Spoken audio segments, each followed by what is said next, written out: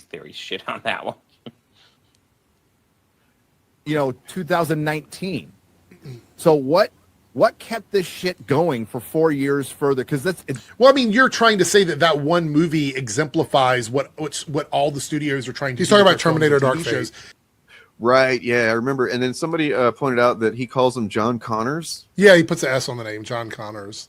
Gary. Well, I've got another example that I'd have to search through it, but like, you remember back when Deadpool and Wolverine came out and the trailer dropped, and he didn't know who Cassandra Nova was, which is fine. It's like, whatever, don't know who that is. But then he said he thought it was Polaris. Yeah, which is how do you even get to Polaris from that from the visual? It doesn't even make sense. A character famous for green hair. And here's a bald character. It must be Polaris. Turns out he has a problem with remembering who the fuck female characters are, because I was kind of checking out an older stream from like 2021 of theirs for various reasons, which I can maybe announce in a little bit. But there was a part where him and Az were talking about this stuff, and it's right after Falcon and Winter Soldier came out. And remember what's her name, Contessa Fontaine or whatever her name that Elaine Bennett from Seinfeld plays? Yeah. Valentina. Yeah, he thought that was Madam Hydra. He's like, well, they showed Madam Hydra or whatever, and I was like, oh no, Gary, you have a problem with women characters, don't you? You don't care enough to remember who the fuck they are, or pay attention, I guess. So, and it's like he's trying to make some point about how Marvel's making bad shit because they already introduced this character or something in something else, and here she is, Madam Hydra again. It's like, that's not who that is at all, Gary. I'm just waiting for the old video clip where we find Gary talking about how Mary Jane Watson was Dark Phoenix.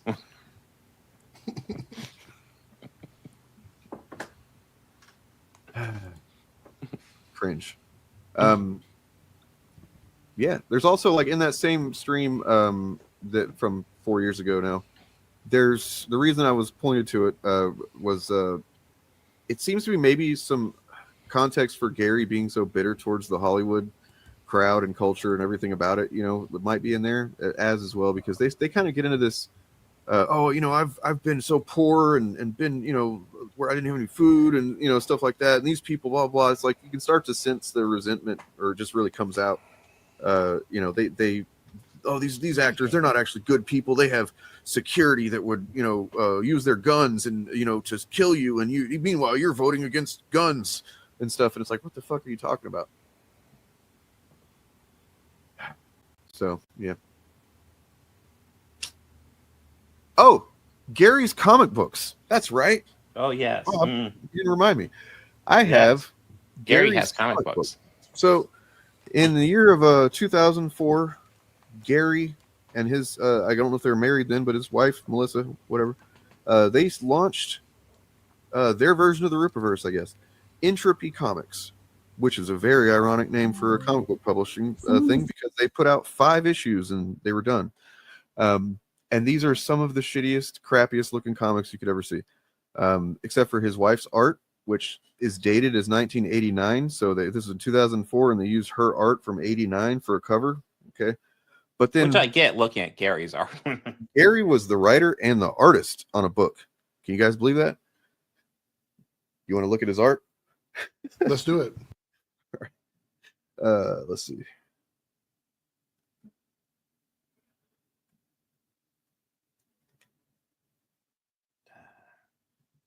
And I shiver with Antissa. Put this out, or you can buy it or whatever. So, Marvel 3, I guess, by Gary Buechler and Doug Johnson, whoever that is. Entropy Comics. This is Gary's magnificent art. Very cool, very cool. Honestly, I'll be frank. I'm not an artist, and that looks like something I would have drawn. Yeah, I mean, I feel like I used to draw pretty well for my age back in the day. I stopped drawing, but I feel like if I picked it up and did right now, I could maybe pretty much get to this level. It's about where I was when I stopped. Which is not anywhere near where you should be if you're trying to launch a comic book and fucking make people pay for it. It's you know, and it just goes to show, like, I always thought that, you know, a lot of these guys, they have in their background, they have some failed creative pursuit that they've done, whether it's, you know, acting or writing or whatever it is. It's so common.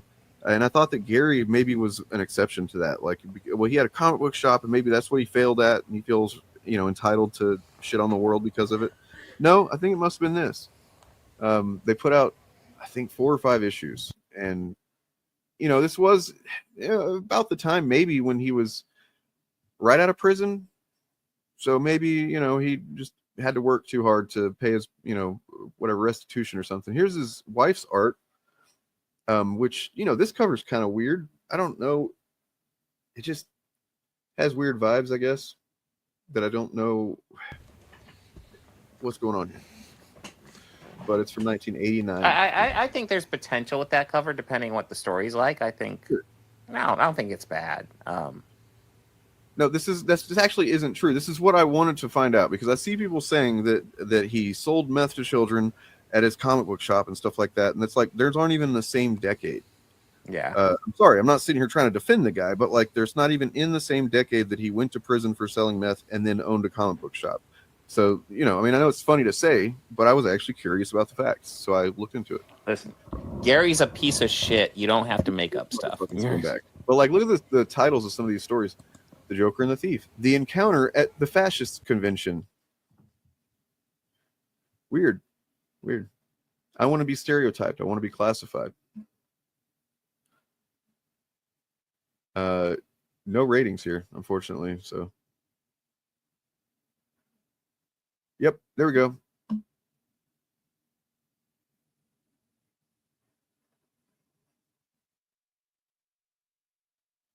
Let's all laugh at Gary now. No, I mean, I guess, you know, if he can release a comic book that fails, then that means I could do art for a failed comic book too. It makes me feel better. No, it's okay. I just see it like on Reddit. I will see literally somebody on any post about Nerdrotic will say that the exact thing almost. Yeah. Some variation that like, oh, he sold meth to kids at his comic shop or whatever. It's like, I've seen it enough times. No evidence of that. Is that true? Yeah. So what I did was I got a month of background check service. You know how you got to pay to get actual background checks. You know, if you ever tried one online, that usually will like sucker you into thinking that you're gonna get a background check, but then it does all this calculating and stuff. Oh, and yeah. Like, Yeah, I've seen those. So finally I was like, you know what? $10. I'm gonna see what I can do for a month with this thing. Yeah. His criminal record apparently is so long ago and probably expunged that it probably only comes up in a federal search, which is Well, I think he's actually making a book about it now. Oh, good. Cool. Well, I mean, you got to make up for those lack of views, I guess. I mean, the last thing that he got in trouble for was apparently a speeding ticket in Arizona. He was doing not quite 65 and a 55. I've never done that. Yeah, never done that shit. But I mean, like, what it does give you is like, I know all the addresses of all his houses he's ever lived at, and the one he lives at now in San Antonio, his phone number, apparently. I've got that stuff. Not going to do anything with it, because why would I? Not doing anything with that. Found my channel and started attacking me. No, we haven't talked about him yet. I haven't even mentioned his name. That's fucking amazing. That's amazing. Does Eric July have bots or something? Is that what this is? That's he crazy. Pops up like I swear to God, like if you mention him once in a video, like all you do is cover him. It's like I haven't done an Eric July video in like 6 months. Well, he lost another 1,000 subscribers. All you do is talk about him. In a week's time, he's lost another 1,000 subscribers. So it's like I don't really know if it's even worth. Pride Month 2024, Queen. I try just one insult at a time, because you're really watering down what you got going on here. I mean, trans similar people. And I do that to attack Eric July as a chunky monkey. I do that specifically to do that, to achieve that goal. I date trans and transsexual. I see. Listen, Dane's playing 8D chess, dating all these trans-similar people to beat Eric July. What does trans-similar mean? Like, you know, it's people who are they're similar. Like a similar to a trans woman, I guess would just be like a woman. I don't know.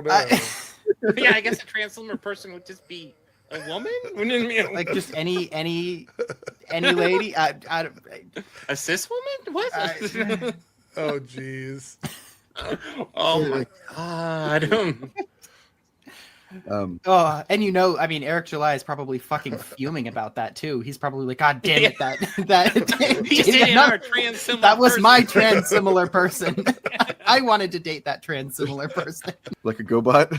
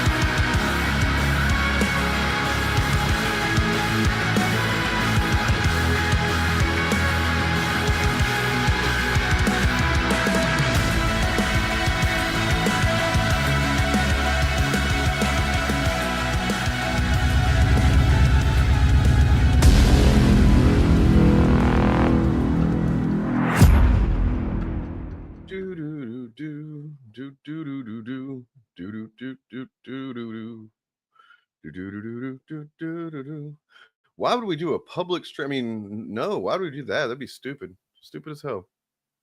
We got a show to do. We got stuff to talk about. And look, this guy gets real distracted real easy. Bob? Yeah, I'm just setting up a public StreamYard for us. So give me a few minutes. That, Yeah, I got this. Oh, that's an option? Holy shit. It's everybody. Just let anybody come on. Whatever, man. Well, I mean, I think it'll work out great because I guarantee you, no Chuds will come on to derail us. Like, yeah, they never do nobody that. would ever come on in bad faith and with the intention of like saying the N-word or something like that to try. That would never happen on one of our streams. Jesus, you just don't have faith in the Chuds, dude. Although it would totally prove what we're always saying, that these people are fucking actually terrified of us gaining any fucking power over what we already have, any platform over what we already have. It still would be frustrating because it would derail the stream. Yes. So yeah, we're doing an early one today because Turf Nation's on. Just kidding, he's not. No, that's not why. It's because I'm leaving in a little while. I'll be on the leaving on a jet plane. Don't know. Yeah, I heard a rumor that you you have an early date with a trans similar person. So yeah, I'm sure lots of people would have stuff to add. Those people should do their own live streams. Like we put a lot of work and effort into this shit and fucking organizing this so that we can actually do it at the same time. Like this is literally, the fact that we've managed to only miss a couple of weeks here and there over the past, like 3 years or whatever. It's kind of impressive. We make lightning strike in the middle of a bottle or whatever, once a week, and it's because we don't let just randos derail it. Well, I It is mean, something yeah, it is something considered to maybe do like occasionally, or maybe like schedule like one stream a month and just be like, anybody come on, let's I mean, I've talk thought it about out. doing But call-in. I yeah, see some people do call-ins. Diet in the Force does a call-in show every Friday. I need to get with them and ask how they do that. By the way, you guys like that name drop intro that I got? yeah. That's what I call that, the name drop intro. But yeah, get with those guys to figure out how they do that and what the easiest way, least painful way to get that accomplished is. But yeah. Yeah, I'm getting on a plane, going out to a place to do a thing. And then I'll be back like Saturday or Sunday. But if we would have started at the regular time at 2 p.m. Pacific, then I would have really not been able to join probably. I mean, I could have, like, I'd be cutting into my making sure I'm ready and packed time, and then it would have been stressful. So Yeah, and now we're just cutting into my nap time and my comic. yeah, which I don't give a shit about. I literally don't give a fuck. So it's fine. No, I will get comic books after the stream, so it all works needs out. his beauty rest. We all know this. God, the title of the stream pretty. being what it is. I figure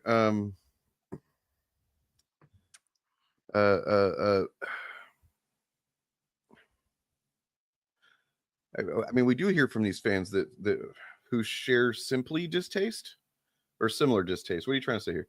Because we do hear from these people all the time, and we seek out people who make content about the same general grifters that we do, and we invite them on the show.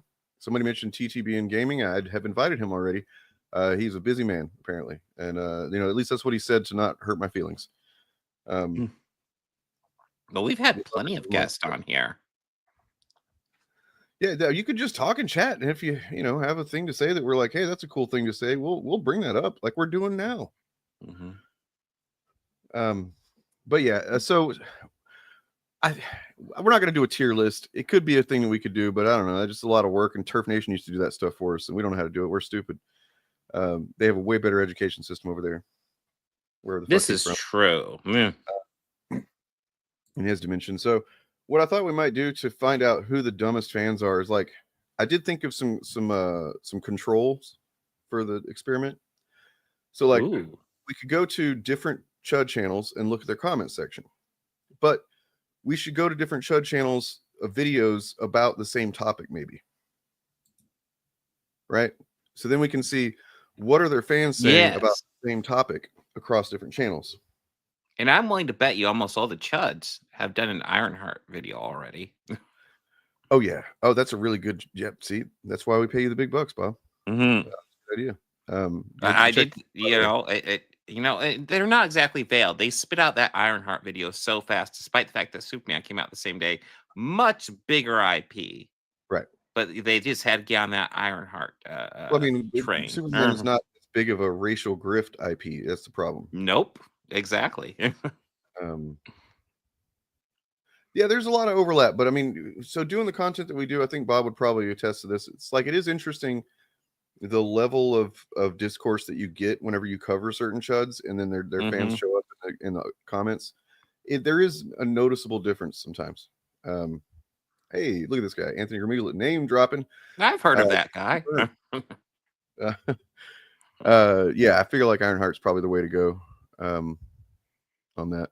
Yeah, it's recent. We can kind of gauge them, and we're damn sure not going to go find their Sinners videos. Am I right? Yes. It's like Critical Drinker on his second channel. That's it. Although that does leave me to thinking that maybe we could check out their Saints and Sinners videos. Ooh, what their fans are saying about that shit, because that's a whole other level of cultish dumb. Yes. Maybe we'll see some that are rejecting the idea, but probably not. It's funny. Eric Debunks pointed out in his video about Az, talking about his section of crap that he's writing in that Saints and Sinners Rippaverse anthology. And Az is like, in his video, he's like, I don't know how we managed to keep it secret for so long. It's like, Eric's like, because nobody gives a fuck. Yeah. Why would you think you would have a hard time keeping this shit a secret? Literally nobody cares. Well, it is kind of like Eric. I hate to tell you this. Your comic books and comic book universe are quite bad. Nobody cares about the stories. At most, you're getting sales because people are trying to own the libs, and those are deteriorating rapidly. Those If it wasn't for Ironheart and stuff, some of the other stuff going on, I think they probably would be right on top of that. To be honest, but I'm sure there's probably, yeah. floating around as well. I mean, they were late to the game with Thunderbolts, and I mean, they're still trying to rail against that one. And it's like that is just a solid fucking movie, guys. I still think that the Sinners thing, at least part of it, is. I mean, there's obviously they avoided it because it just goes against so many of their narratives. But also, Yes. I just think it goes against their SEO plans, considering the anthology that they've been working on or announcing or whatever. It's a SEO conflict, you know. Sinners, Saints and Sinners. Like, I hate to say that they're probably that cynical, but they probably are that cynical. And they was like, we can't, even if it was a bad movie that they could have shit all over, they might not have talked about it because it could conflict with what they were planning to announce like a week and a half later. In the SEO, I don't know, just theory, dumb theory. All right.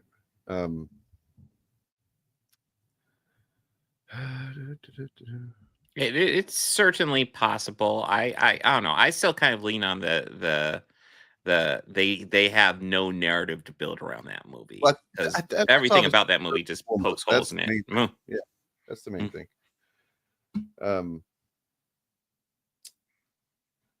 Yeah, because people that shit on the MCU for clout on the internet aren't real people, to be honest. I mean, sure, they might be human beings, but like on the inside, they have nothing else.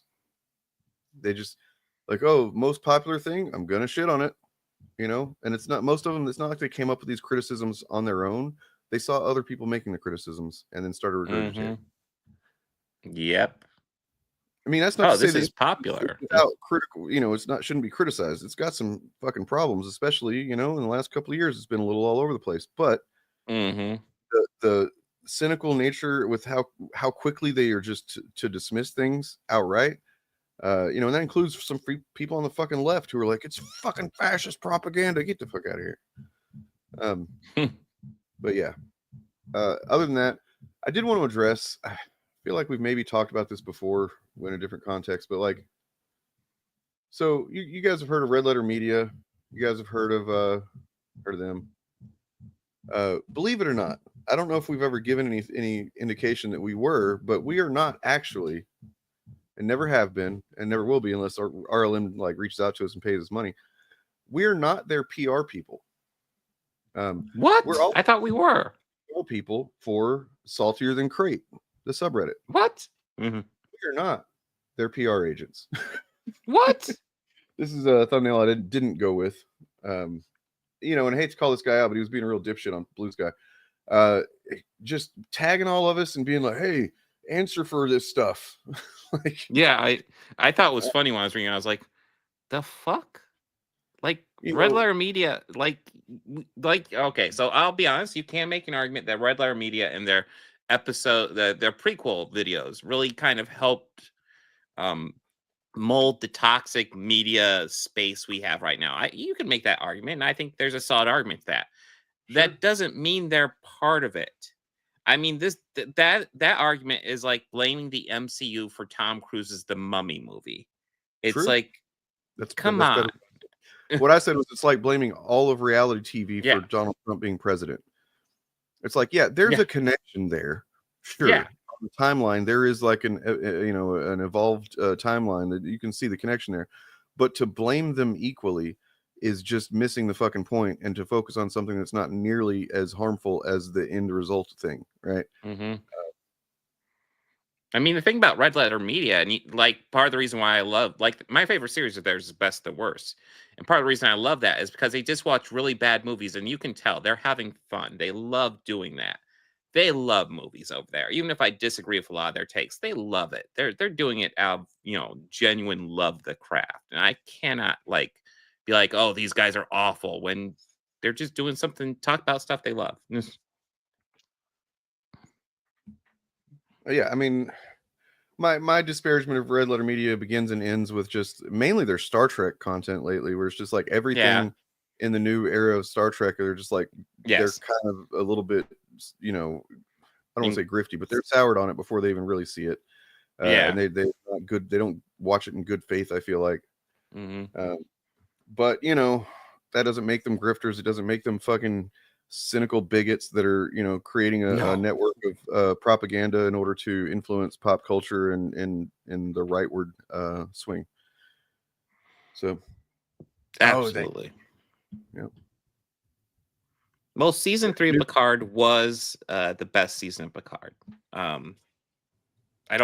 I think it's overrated, but it is the best season of Picard easily. The Nuki video was fucking iconic. It was really good. Yes, that was hilarious. Because it had a really good point as well. Yeah, also, wasn't that the one where they were was that the one where they're sending it to be graded and stuff like that? Yeah, they were exposing a grift. Yeah. Can you imagine the show that we cover actually exposing an actual grift ever? What? You know? We should They we won't should do even that they will sometime. not even really mention grift in their content, even though that has to be the most criticism that they get. They will never even say those words because they know that they just can't even put that word into their audience's mind if they can avoid it. Mhm. It's noticeable. But yeah, so you know, don't come to us. We are also saltier than crate. Look, they won't even post my fucking videos, man. You know, like I don't fucking speak for them. Sometimes they get wrapped up in the whole us versus them of it all, and they're kind of getting myopic on shit. And it's like, no, step back and realize what this content actually is that you guys are posting all the time. I've seen them post Eric stuff and making fun of it, and it's like you're missing the point if you're making fun of his stuff, because his stuff, the intent of like a lot of his stuff, and he's actually quite good at, I think, is to make fun of their stuff. Yep. I mean, I try that as well, but like Eric is just next level. Hey, look, they worship on the pillar of garbage, and we do too. So you know, we can't really fault them that much. But like, Yeah, I maybe we can't fault need to that. get our chops up as good as Pillar. Whose recent video, which I believe is called "Pillar of Garbage," shows off his devices while complaining about other YouTubers. I think that's the name of it. I haven't seen it yet, so It's a video about how reductive takes on stuff, and it mainly covers like Critical Drinker's reductive analysis of Thunderbolts, and how like what he says is technically true, but it doesn't even really strike to, you know, the point of any, you know what I mean? Like, yeah. he just intentionally reduces it to a stupid degree, and that's what I do with Pillar of Garbage's video titled, which is about that. So meta. Yeah, I'm sure they do. We got to get our chops up to Anthony Gramuglia level as well. Yeah, obviously. Yeah,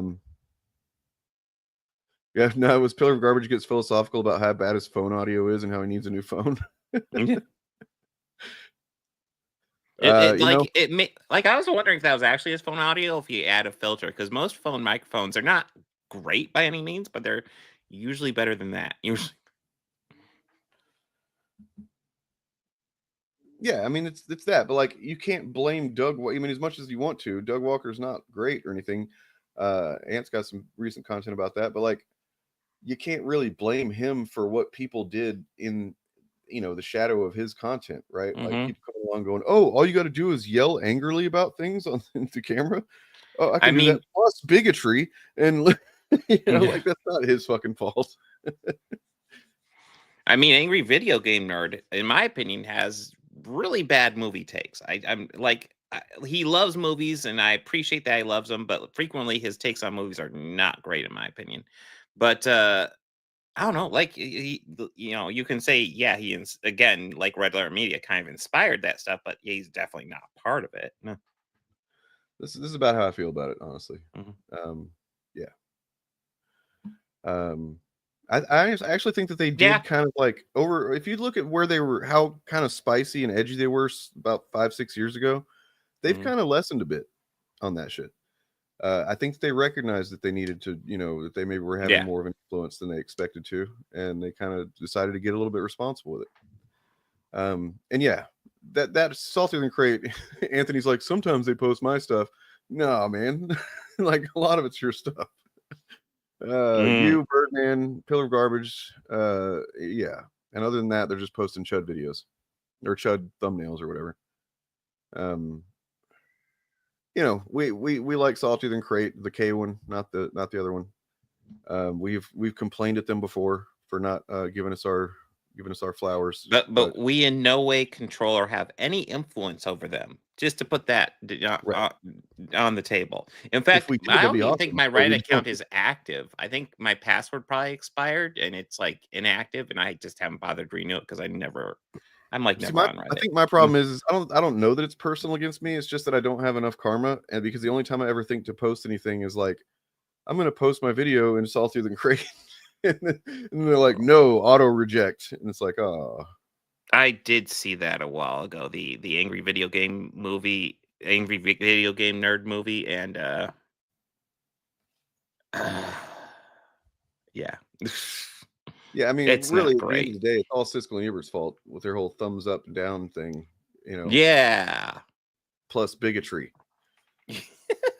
Yeah, they were so big, dude. Remember that time they did a 3-hour video complaining about Captain Marvel? You ask this every time, and I don't know who Comic Mate is. I don't know who that is.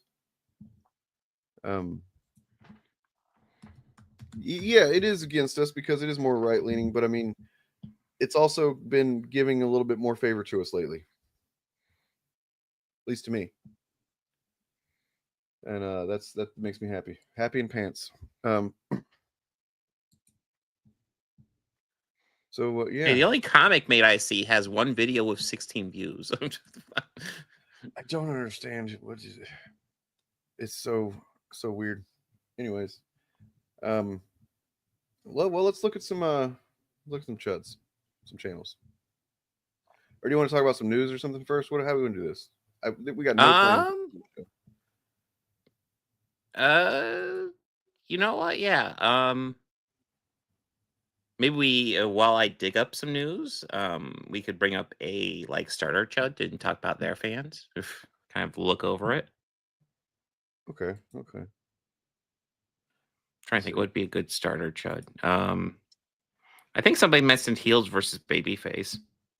Oh yeah. He's decently popular, but he's not the most or least popular. It's bizarre to think that that's true, but yeah, it is. Well, I'm shocked that any of these guys are popular, honestly. He's got 382,000 subscribers. Jesus. Oh my god, so noisy and ugly. God, what a fucking shit show. Oh no. 22 hours ago, they did a stream called The Real BBC. Thunderbolts under 400 mil. Pedro can't shut his mouth. Disney will pay in court. I wonder if he has an agenda. Huh.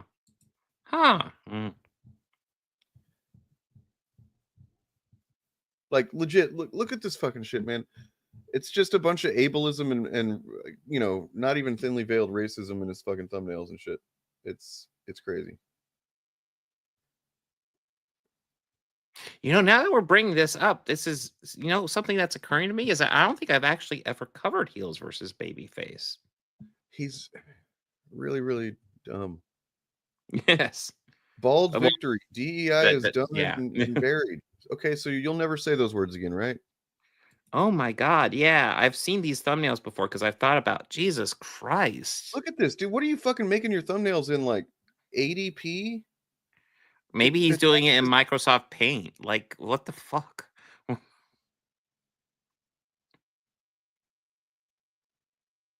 No Ironheart, huh? He doesn't have an Ironheart video? Let's be sure.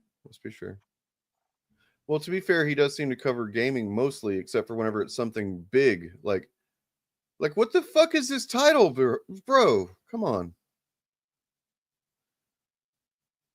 Okay, I'm upset that title got 85,000 views. Like, the fuck? No. Is it over for the thing that I hate and nobody likes it? Look how everything that I don't like, people are always crying. They're so sad and they're crying. If I don't have a picture of them crying, I'll make an AI one. Did you do a Thunderbolts review?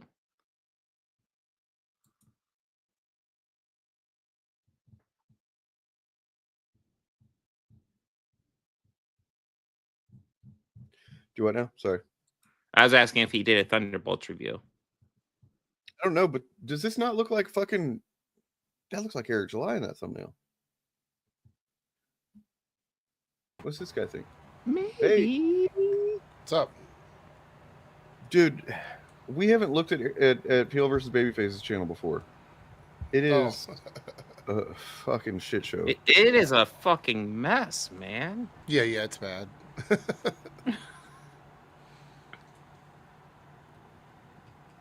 Like, can you be more obvious that you're just using buzzwords for SEO shit whenever you're like DEI/ESG? These are not the same things. Only Not at all. Only one of the letters in ESG relates to anything in DEI. You know, the rest of it is not. That's not relatable. Not related. Yeah. Well, I mean, but this is why his channel is growing and Eric July's isn't, because he's actually putting out like more clickbaity stuff, and Eric July isn't really uploading anything. But he hasn't done an Ironheart video yet, which is shocking. He talks about her with Eric, but I don't think he's done a clip out of his stream yet.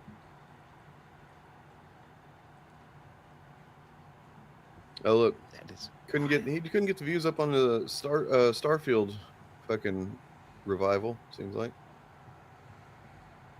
Anyway, so what we were gonna do, Eric, is find just different Chuds videos on the same topic, and then just kind of look at the comment section under that video. Oh, okay. And just kind of, vibe it out, like who's the dumber audience. Open any kind of ideas you have there. I mean, it's kind of like I've had several people come in and say the same stuff under my Ironheart videos where I call them out. You know what I mean? Like from different people, from different channels.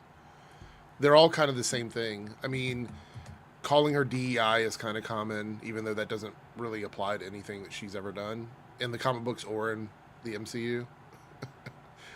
So, well, you know what? Here's a good place to start. So we've got Shad's audience probably is the worst. RXNV. We've got Nerdrotic and Drinkers here, right here. Their videos on the whole thing. And they had these videos ready to go, unlike Sinners. Yeah. So first we'll look at Gary's. By the way, he said he posted that tweet about heroes don't aspire to be iconic. Yeah. And then he put up a tweet of himself with his from years ago with his mugshot, and he says, "What an iconic photo." And I'm like, "Yeah, you're right. Yeah. Heroes don't aspire." True. I didn't realize he said that. God. Yeah, he called his own picture iconic.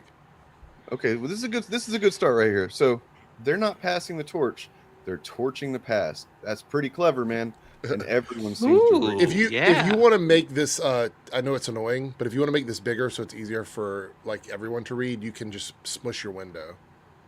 Like you don't have to do that. You can just like if you take your window and you no, because you're sharing your screen. Never mind. You're doing it the right way. Ignore me. I didn't know what I was talking about. Okay. I thought you were sharing it as a window. Sorry. Mahler reference. Oh, so it's not even an original thing. He's just quoting Mahler. Okay. Oh my God. Heroes do not aspire to be iconic. Villains do. But that's a nerdrotic quote. Like that doesn't mean anything. It doesn't mean anything. No. Tony Stark was able to build this in a cave with a box of scraps. Too bad Obadiah didn't think of employing a minority preteen girl. Right, because her utilizing existing technology would make it easier for her to do it. You know what I mean? She wouldn't be doing it from scratch. So, like, in the eyes of his fans, do they think the MCU is trying to say that like all black teenage girls are like a monolith and they're all geniuses? Is that that's what they think. What their fans think? Yeah, that's pretty fucking stupid.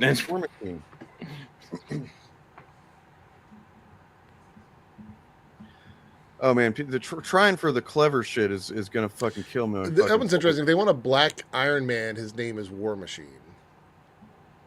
So it is about race. Well, I mean, we are getting a War Machine movie last I saw, but but I mean the fact that they're making that connection is simply because she's black. So I guess it's not racism, you guys. I guess. Yeah, so, that's not racism. We already have a black Iron Man. Let's cast our minds back to 2008 and a little film called Iron Man. Mm-hmm. Was he not striving to be iconic by creating, like, whenever he fucking told Jarvis to paint his shit all fucking cherry red and, you know, gold and shit? Like, was he not? I would say his is even worse than that, Dane. His proclamation of being Iron Man was him taking credit for everything that he had done in a way that was like him wanting the accolades from that. He wasn't doing it because he was selfless. Matter of fact, that's the argument that Captain America makes with him in the Avengers movie. He's not that guy. Mm-hmm. So Iron Man himself, Tony Stark himself, like he held a you remember the birthday party scene from the film where he would have everybody come over and stuff or whatever? Yeah, all of that is done by someone who is doing it for the luxury of it. Like, he's not doing it because he wants to do the right thing. Matter of fact, his entire reason for becoming Iron Man was self-preservation. Yep. It wasn't about doing the greater good for anybody. So this whole argument is dumb. It's just dumb. I mean, even if you want to say that okay, it is selfish and self-centered to be like, I want to be iconic, I want to look fucking dope and shit with my armor or whatever. Okay, if you want to say that's a negative thing, why does Tony Stark get a chance to redeem himself over the course of 15 years, and to show that he is actually far more than that, or he can become far more than that? But they don't even know right out the door. They're like, nope, you're a villain. You're a fucking villain. That's I wonder true, why we're calling the black girl a villain. Right, exactly. But it's not even that. They don't even know the context of the comet. They don't know where it came from. They saw the clip in the trailer, but they have no idea if there's something earlier in the series that sets it up. They don't know if it is alluding to something that was said by another person. They don't know anything. They just know the word that she says in the trailer, and they hate it because they don't want her to be iconic. Even though there's a fucking superhero literally named Icon in DC. Yeah. So, okay, I'm noticing a couple things here. That's wow. Okay, whatever, man. You know what's could laugh at? No, Robert Downey Jr. actually never did play a black guy. Just want to put that on the record. Like, right. that was a joke character in blackface. He was a dude that was the the joke. dude playing another dude. Yes. Right.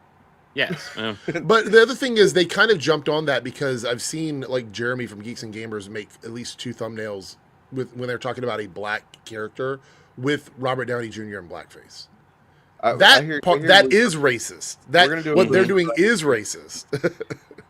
First of all, I want to look at this one. This is a lie.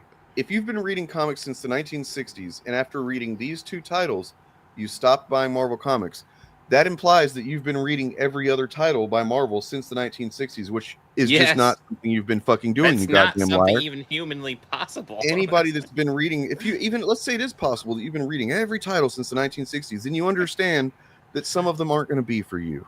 And yes. the only so that would leave, if this actually happened, which it didn't, we know it's a lie. It's just somebody fucking posing for clout. But the reason that you would do that is because you're a misogynist and a racist. That's why. All right, so we're gonna do Lucifer Writing suggests here. We're gonna get off of the most popular comments. We're gonna go to latest comments. Ooh. Let me guess, the evil man in this movie is white. And then brown thumbs down? Okay, so the question I have then is, are they saying that white guys can't play evil characters now? So the black characters have to be the bad guys, and the white characters have to be the good guys. Is that the comment that he's making there? Seems like what they're implying. I mean, I'd love to have some clarification on that. And I guess this is somebody that's actually trying to be critical, maybe. Yeah, but I mean, literally over 10 white men, Genius says, "I don't hear a peep." I mean, kind of repeating Birdman's video, but I mean, there's nothing wrong with that. It's a good argument. Well, I've made that statement before in my first video. I don't remember which one of these idiots I was responding to, but I was saying that they don't ever address white characters. We've said that before too, but I love Birdman. You guys, no problem with that. But I've seen a lot of people on Reddit and other places try to say that he created arguments that not just us, but other people that were doing this before him have made. So this fucking moron doesn't realize that I guess Ironheart was created in comic books years ago, like a decade ago. But it's trying to say that white people choose black people to be characters, and that's somehow. Yeah, is that like? Man. Like, for one thing, this is not even the same. These are not. This is not some race swap. This is not. Tony Stark is now a fucking black girl. You fucking idiot. Mm-hmm. I mean, this is actually an argument that there should be more minorities working behind the camera as well, which I agree with. you know, I agree with that take. I agree. So, you know, as I think we're going to realize here, I'm realizing is that some of the people that are actually wasting their time, to be honest, to comment on this channel in Yeah. a, you know, adverse way, they're going But to be. you notice Wait. they're not at the top comments though. They're buried down Yep. here. Marvel might even make Riri defeat Doctor Doom just to prove a point that Riri is better and superior than Tony because she outsmarted Doom / What a dumb Tony. comment. Is Tony an iconic Doom and you know, antithesis or something? Is that what we're talking about here? The Doom and Tony have such huge history that would prove something. I mean, just say you don't read comic books. Tired, boss. Tired of the attitude. Tired of them always being angry. Tired of the bad grammar. Tired of the black hoodies everywhere. I'm tired of all the bragging, boss. So this is just black fatigue shit right here. This could be somebody that's criticizing Nerdrotic. I can't tell. Yeah. They, who is they in this? Is it Nerdrotic Yeah. or is it Marvel? I don't know which one.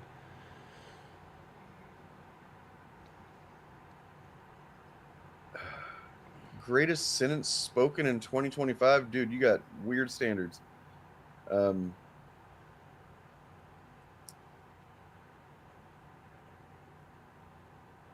I love how racist minds work. So this villain in a Disney show starring Yeah. a black female lead is called the Hood. That doesn't make it sound racist. Like, oh, I guess they just made this villain just for this show. The character's never been introduced Yes. before. Yes, And, it's been every element of Ironheart was made exclusively for the Ironheart show. Right. It's not part of a previously established canon.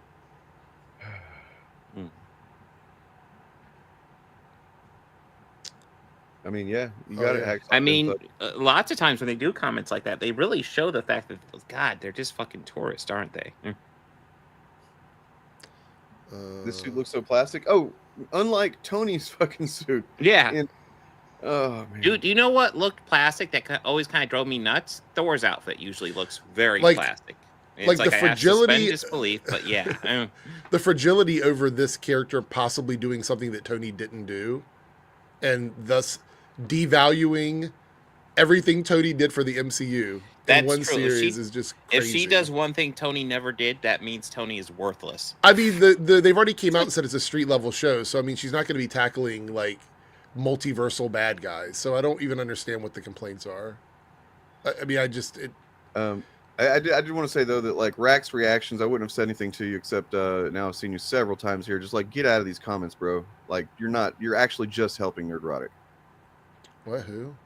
This guy. He's Oh. responding to all of the fucking Chuds. Oh and, yeah. Dude, that is You just like you would helping, actually yeah. be better making your own video calling him out than going into his comment section and responding. Absolutely. To his You are comments. wasting your energy and you're helping him out. Just make a video. You got a channel. You clearly want to react to some stuff and you got, you know, you're saying and things in the right direction. So I would actually say do what we're doing. Just if you want to respond to these Yeah. comments, just pull them up on your screen and Yep. respond to them. Don't type it out. If you really Heads want up, to get in fights with Birdman. guys in the comments, I always say just do it under my videos or Eric's videos or Dane's videos. Usually We've got plenty of we Chuds got, there. we got Have Chuds fun. in there. Yeah, Hold yeah, on. go for it. This is interesting. Heads up, the Birdman is now calling you geeks and gamers Nazis. You and geeks and gamers Nazis. He said in the opening minute, you are using the Klan's tactics to harass black people with these videos. Since you're both Americans, I hope you take them to court over libel or deformation. They won't- so- Deformation. Well, here let me Libel or deformation, guys. let me just say Oh, this: no. that the reason why these guys never go after, because there's been even bigger critics than us, some channels larger than us. The reason why they would never do that is because they know they could not win the case. They've got way No. too much stuff. I mean, they've got videos of them saying and doing racist things and thumbnails of them, you know, doing racist things. They don't have to. They don't need to push back. I made a short about this. There's no reason for them to even do it because what difference is that going to make to any of the people that subscribe to them? No one's going to change their opinion either way. So it's better for them to just ignore it. That's what they're going to do until YouTube does something about it. I mean, I will tell you what the end of these guys will be. It will be when the general public becomes just aware of just how terrible this shit is Right back. and starts demanding change, and that starts impacting YouTube's pocketbook, and you know companies start pulling out ad revenue. That's when YouTube will take action against these guys. This is interesting because I don't feel like this guy is lying. We need to come up with a term for this. So this guy is like creating his own lore, I think, in order to justify dismissing Riri. Because the fact is, it explained in Wakanda Forever that she built. She's built her first thing when she was like in 3, and then her second thing when she was like 7 or whatever. She's been building shit her whole life. And this guy just starts off, so with no prior experience in metalwork, electronics, robotics, where the fuck did you come up with that, dude? You clearly have not. She's in MIT. She probably has experience. MIT is not like, this school where like just anybody goes. Black people on screen, Disney, it's hip hop in time. As Birdman said, yeah, I mean, not only do black people like hip hop, but like hip hop. Everybody fucking likes hip hop at this point. Yeah. Like it sets a mood for fun. You know what I mean? It can also set a mood for fucking drama, for depending on how, what kind of hip hop you use. It's crazy to fucking still be associating hip hop exclusively with black people like this. Mm-hmm.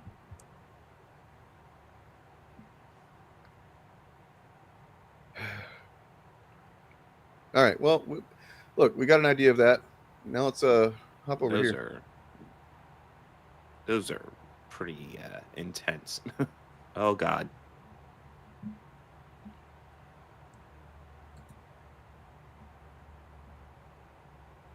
Oh, look, some of the exact same things being said. Imagine that.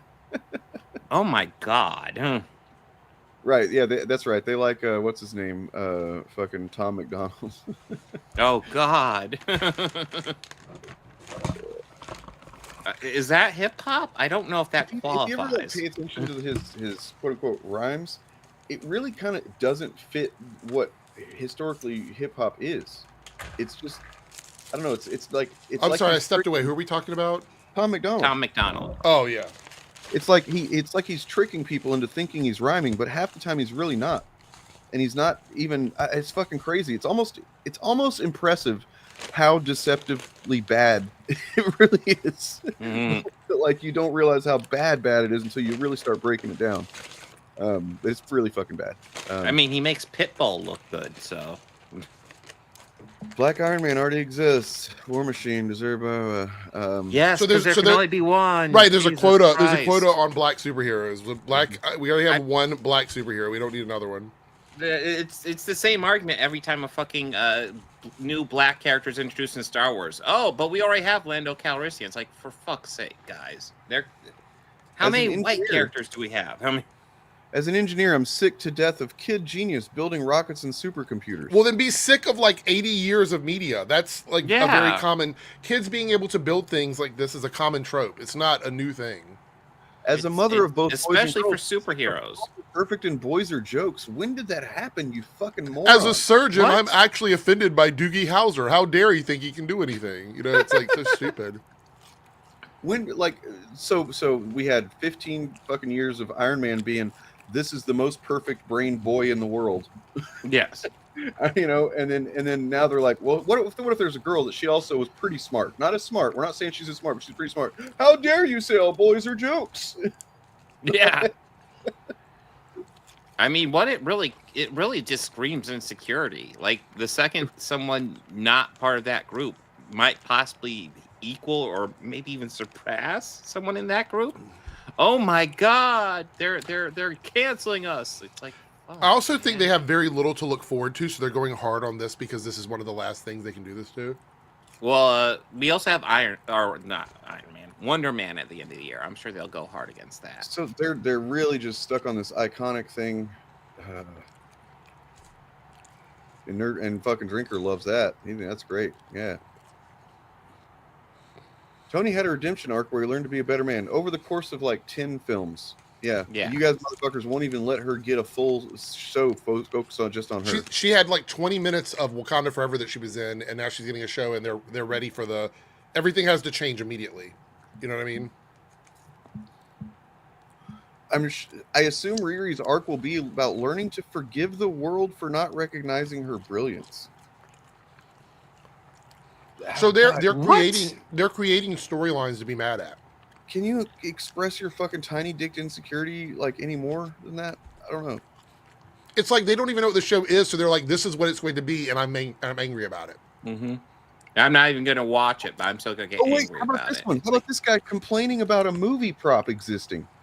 A hobbyist blacksmith here. They used the cheapest Harbor Freight anvil they could. It's a 55-pound piece of trash that's best used as a storage. Because, hey, dipshit, she's not actually building anything. Fucking idiot. Do you know what a movie is? Like, holy shit. So I stole a copy of the Ironheart armor. It doesn't even fucking fly. It just sits there. I have no computer console. It's insane.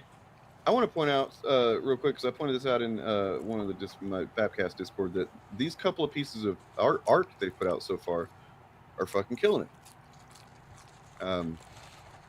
You know, I might end up hating this show.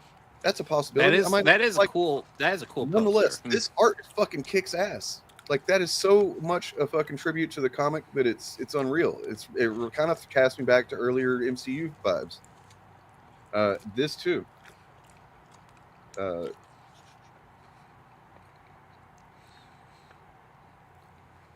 Where's it at?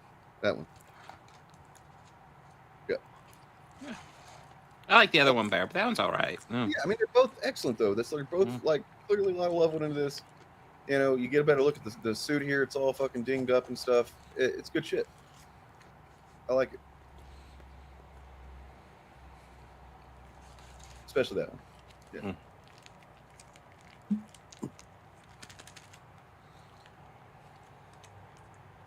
Remember the white kid from Iron Man 3? That would have been... Well, give us the white kid, please. Listen, they haven't met their quota for white geniuses. If they want to introduce a black girl genius, what they need to do is introduce 100 white male geniuses first. Well, Maybe I mean, never mind the fact they put that kid in Endgame and nobody recognized who he was because he'd like... Yeah, he had grown up, yeah.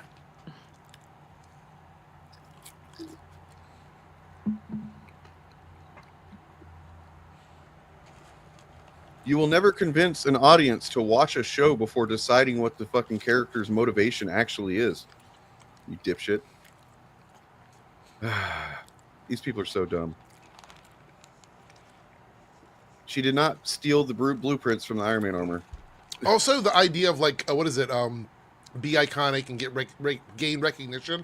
How do we know that's not a story point in the show? How do we know that's how she starts out, and then by the end of the show, she's like, "This is much bigger than me," and I was so short-sighted and all this stuff. We don't know that because we haven't seen the fucking show. The vibe I get from the trailer is that she might be a little cocky, a little too confident in herself.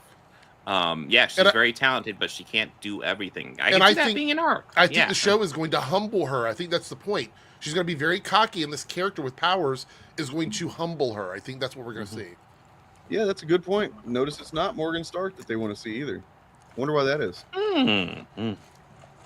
Now, imagine that Tony had a boy. 100% they'd be clamoring for that to be the one to...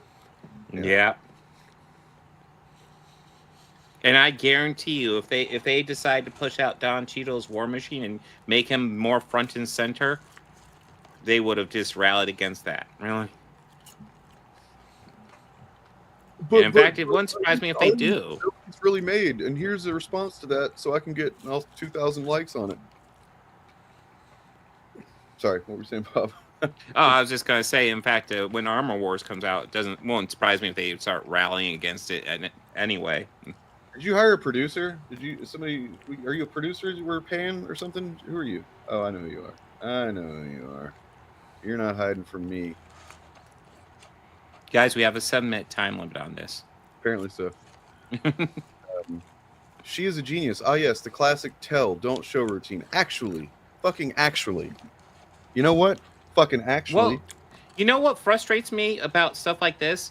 When you watch the trailer, the beginning shows her being a genius. Well, it doesn't matter. We've already seen it in Wakanda Forever. Right, yes. But I mean, the thing is that like Birdman even missed it. Not to shit on Birdman, and I keep doing that because I keep bringing up this fact. But he was spitting out so many, shitty nerdrotic debunking shitty nerdrotic points per minute that like it's okay that he missed this one. But like in the fucking trailer, right before nerdrotic pauses it and says, "Oh, they make sure to tell us she's a genius and not show us." It literally shows you that she is. Yes. It's like in the trailer. It's the best part of that trailer. Do we forget that the reason why she was in Wakanda Forever is because Shuri found out how smart she was? That was the whole reason why she was in the movie. They didn't see Wakanda Forever. That's guess part of the not. problem. I mean, but not really, because even if they did, they would still just lie. True. Fucking frustrating. I'll be back in just a minute, guys. If you want to continue on, feel free. I need to. Yeah, I got my camera off because I'm eating my lunch. So as soon as I'm done, I I'll gotta go turn check on the my son. camera He just got home from school early, so Okay. I'll be right back. So, are you seeing a lot of people trashing Ironheart in your comments, Bob, or no? I haven't really brought up Ironheart yet, although I am diving into a little bit because I it's gonna be on the video I release tomorrow. But I showed how to quickly make a Chud video, and I did a review of Ironheart from a Chud angle, and yeah, it's kind of amazing. You don't even have to watch the show; you could just fucking spit it out because it's all garbage. I mean, Falco, Nerdrotic's arguments usually fall apart with any kind of scrutiny. Yes, all of them. Well, I said in my short when I talked about this, the reason why they don't engage with people who would challenge their opinion is because their opinion completely crumbles and it doesn't serve them at all. Like, say, for example, I was on another channel with like 1 million subs, right? When I said Nerdrotic's opinion was garbage, trash, whatever, even with my channel size, it doesn't do him any good to even engage with me because yep. if he ignores me, his fans will assume that he knows he's right, and they're just going to keep saying that what he does is, supported, blah, blah, blah, et cetera, and he never loses any clout over that. If he engages with me one-on-one, and I were to make him look stupid even for a second on one topic, it could affect his overall, his tips, his subscribers, all of that. So, I mean, it doesn't do him any good to engage with us. Lots of it, the Gary's fans act like he's like the king shit of comic books. He knows all this shit. And the more I dive into this shit, the more he comes off as just a fucking poser. Like, he has all these toys. He owned a comic book shop, and he still doesn't know what a legacy character is. Basic comic knowledge. Yeah, he keeps on misusing legacy character. And fun fact, when I was going through, when I went to ChatGPT, and I essentially asked to make a Chud video, it misused legacy character as well, and I just thought that was so fucking interesting. Yeah, these because guys it's are just probably so pulling its fucking information from Chud channels. So yes, it is. Yes, it is. I saw Bounty in the Comics was one of its big sources. But yeah, like these guys know nothing. It's shocking how little they know. let's see here. Hold on 1 second. And yeah, I'm sure Gary would not want an Amazing Fantasy 15 moment. I've heard several complaints about the whole Riri situation with Wakanda Forever and whether people like it or don't like it. And I've tried to explain this many times, but they had to rework that entire film because of what happened with Chadwick. And I feel like Riri was added into the film to fill up gap time that T'Challa did not have to use in that movie or whatever. And so it does feel a little kind of tossed into the film, but that's not really the point I'm having. The point I'm trying to make, like, whether you like her in the movie or not, they show in the movie why she's a smart character. Yes. So I mean, I've been pretty clear. I'm not a fan of Wakanda Forever either, but that movie is kind of a mess for so many of the things that happen behind the scenes. So many things out of Ryan Coogler's hand, because I still think Ryan Coogler's a great director. Sinners kind of reinforced that for me. But yeah, again, your thoughts on the film are irrelevant, as Eric was saying, because it shows, whether or not you think, she's a great character or whatever, it shows that she's a genius in that, clearly. Yeah, and you could argue about whether or not they did a good job with her character. I think that's a conversation you could have. But it's no point in having that in opposition to the Chud stuff, because to them, it doesn't matter. Even if she was introduced perfectly and did everything right. What did Hero's Journey do to get banned? He made a hate video about me trying to say that I was harassing him and all this other stuff. Oh. Yeah. What the hell? He tagged you and Bob in it. I'm surprised you didn't see it. I get tagged all the time. I'm going to say it right now. He has created sock accounts, came into my streams, and tried to talk about himself in those sock accounts, saying, "Oh, I saw Hero's Journey in so and so's chat, whatever." And then when I respond to that, he clips that out and makes negative videos about me. Oh, okay. Yeah. Oh, Hero's Journey, man. Yeah, he showed up on the Fabcast the other day and was being all nice and shit. It's all a game. He's not a nice person. Yeah, fuck off, dude. Yeah. That's why I said I'm back Dane and Bob. He was ignoring me specifically, and he wanted to let me know that he was ignoring me. So I'm done playing games with him. I left a comment under his video, and I told him to fuck off, and he deleted my comment. So I'm done with the dude. Yeah, he was asking about us watching his video earlier, and I just ignored that because it's not what we do. Yeah, he's playing a game. He's got a bunch of sock accounts, and he likes to talk about himself in third person to get people to say stuff, and then he clips it out and uses it as videos. Well, I mean, he's not the only one. He's got sock accounts. But. No, I know, but I know it's him for sure. I went back and looked at the history of the people that were chatting and the videos that he made, so I put it all together. That's the thing, is that I'm a lot smarter than some of these guys think I am. You know what? And as a matter of fact, here you come. Your shitty attitude where you just like fucking, you don't even know what you're talking about. I'm just fucking tired of you, man. Just go away. I don't want you here. Bob can speak for himself. I don't fucking want you on any stream that I'm on. Is that Mika again? Yes. Oh, okay. Like, fucking take a hint, dude. You got fucking rapist energy. Yeah. All right. But yeah, so as far as like the comic book character or whatever, not to give that any more leverage or whatever, but they're acting as if Marvel and the MCU created Riri to replace Tony Stark, even though Marvel has explicitly stated that the characters only have a spiritual connection. There's no literal connection between them, and they don't even understand what spiritual means. Well, no, but if they don't have a literal connection, then they don't have a spiritual connection. Right. So the Riri in the MCU is just a shocker adaptation of the one from the comics. So it's not a one-for-one. It's not the exact same translation. Character? What? Right. Pretty soon you're going to tell me that Iron Man from the MCU is different from the Iron Man in the comic books. Yeah. He is. Sorry. What? It just went off the screen, but Mika's comment that was still visible in the screen chat seemed to be taking seriously the stuff about problems behind the scenes with Ironheart, when all of this narrative about like they shelved it for 3 years and shit like that, if you watch Birdman's video, is a fucking lie. Well, I mean, it's obvious because Gary in his video talks about like they finished filming it 3 years and shelved it. It's like filming is not the end of the fucking production process, guys. There's 3 stages: pre-production, which could be the longest, but post might also be the longest. Production, which is always the shortest, but it's also the roughest. And then post-production. Production is when you shoot stuff. Pre-production is scripting stages, planning, storyboarding, stuff like that.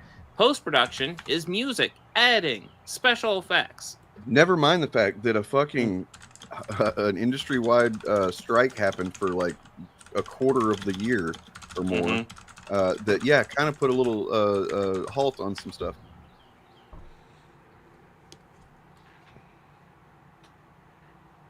Yeah, it's not like I mean, do people think like you just film it and then once you film it, you just air what you just filmed? Of course you don't. You have to edit that for time, for bad takes, for content, so many reasons. Like narrative structure, I mean, yes. If the people that claim to be Star Wars fans actually understood what the first original cut of Star Wars, the original movie, was like before Marshall Lucas got a hold of it, I don't know, their heads would explode. So Evenflow says the most you can say is that she replaced him as the lead in Invincible Iron Man for a while. And I've talked about this a little bit in some of my videos. Yes, there was a time where he was AI and she was the acting character in the series, like the actual physical character in the series, but she still never actually replaced Iron Man. Right. He was there the whole time in the form of an AI. Yeah. You try and say, well, that's not the same because he was not real. Hey, guess what? Tony Stark's not really fucking idiot. It was actually even more entertaining because it was an AI that he had programmed of himself with his exact brain patterns. So it does everything. When he was an alcoholic, drunk all the time too. Yeah. So it's fucking hilarious. But the other thing is, and they tend to forget this, there was a character in the comics that actually replaced Iron Man for a time. His name is Dr. Doom, during that Bingo. same time period. Hmm. There was a title where he had took up the mantle of Iron Man. Was they- it the Irredeemable Iron Man or was no? Oh God, Yeah, it does seem like. What was that? now I can't brain remember the farting. title of the series. one of those. Anyway, he was Iron Man, so he actually did take up the title of Iron Man. But you'll never see them complain about Infamous. Dr. Doom doing it. Yeah, that's true. Infamous, that's it. The AI was What? not a different character. It was just more accurate to say it was Tony Stark about like a decade ago. You know, it's really what it was when he was still an alcoholic. But my point is that whether it's a different Tony Stark or not, is that they would make you think that Riri took up the Iron Man mantle. Well, they So- would do Yes. Yeah. that. Any of these characters, which and I've been the first to admit that I feel like it was maybe a bad move for Marvel to do this with so many characters in such a short amount of time. Yeah. But they would have you believe that Hulk was literally replaced forever. That fucking blah Oh blah. yeah. Everybody was replaced forever. When it's like, if you know comics at all, you know that that's not what happened. Even if in time Hulk Nuance. was dead, Hmm. he was dead for a short amount of time while Awesome Hulk showed up. Yeah. And then right after that, you had one of the great, if not the greatest Hulk run ever with Immortal Hulk for 50 issues, but he was replaced, right? Mhm. So I want to point out that we've gone over this as well. There is a point in time where everything prior to a certain point they ignore. It's Mhm. grandfathered in. Essentially, they would never be outraged by anything that happened beyond this point because it breaks the illusion of their anger. It makes all of their arguments completely fall flat because they would never ever, like we talk about, what is it? Freaking Terminator and Aliens and Ripley and Sarah Connor and how characters like that sort of get over. Sarah Connor's a great example because they loved her in the original films, but when they did that revival movie and brought her back, they hated her in that, even though it was the same fucking character. And sorry, go ahead. I was just going to say an example that was brought to me earlier, just perusing through social media, was a Star Trek.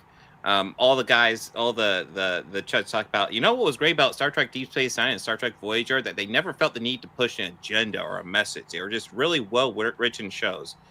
Number one, I would argue the writing on Voyager is kind of questionable lots of times, but Especially the filler pushing episodes.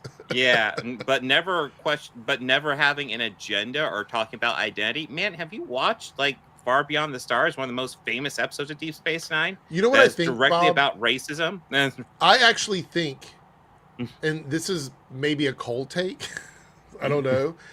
I think even writers at a competent level writing allegory stories are too smart for the fans of these shows. Oh yeah, They don't understand how a space alien fascist isn't talking about a space alien fascist. It is actually a reflection of fascism on Earth because we write stories based on how we comprehend the world around us. Meaning you can't write a story that isn't about something that is inspired by something in this world because that is impossible. Yeah, I It's do impossible. wonder about that a lot because it's guys, gamers, every single Star Trek and Star Wars story, it's about us. It's Do you know Geeks and Gamers? There's a Geeks and Gamers 2 channel. Yes, there's a bunch of them. I didn't Seems notice familiar. that. It's the one that RK Outpost gets since his wasn't doing too good. I don't know. So, and real comment from me here about this, and this is not me joking or being funny. Voyager was my favorite show, but that's I cool. concede that Voyager had a lot of really weird, convenience when it comes to plot and stuff. But I love the makeup of that show. I love Janeway. She's my favorite captain. I think for me, the strongest show out of all of them is Deep Space Nine. yes. In terms of stories. No, that's my favorite. Go back and watch that. That show is probably the best written Star Trek we've ever had, to be quite honest. I mean, I'm rewatching it with my daughter, and I like to watch all the old stuff, but that one has stood the test of time so much better. There's stuff even in TNG where it's ooh, that's a little dated. I think the reason why that one up stands really the test of well. time is it's a little bit more forward in the storytelling. Yes. It doesn't use allegories as much. It's much more in universe referential. Mm-hmm. That's Ronald D. Moore for you. The very Sure. short Trek exists. I don't think I've even seen that before. So, Lucifer thinks Oh, that so short far treks. Yeah, that they are pretty Nerderotic weak. comments are dumber, but that's just because we haven't yet looked at a Geeks and Gamers channel. Oh no. So this is What? Geeks and Gamers 2.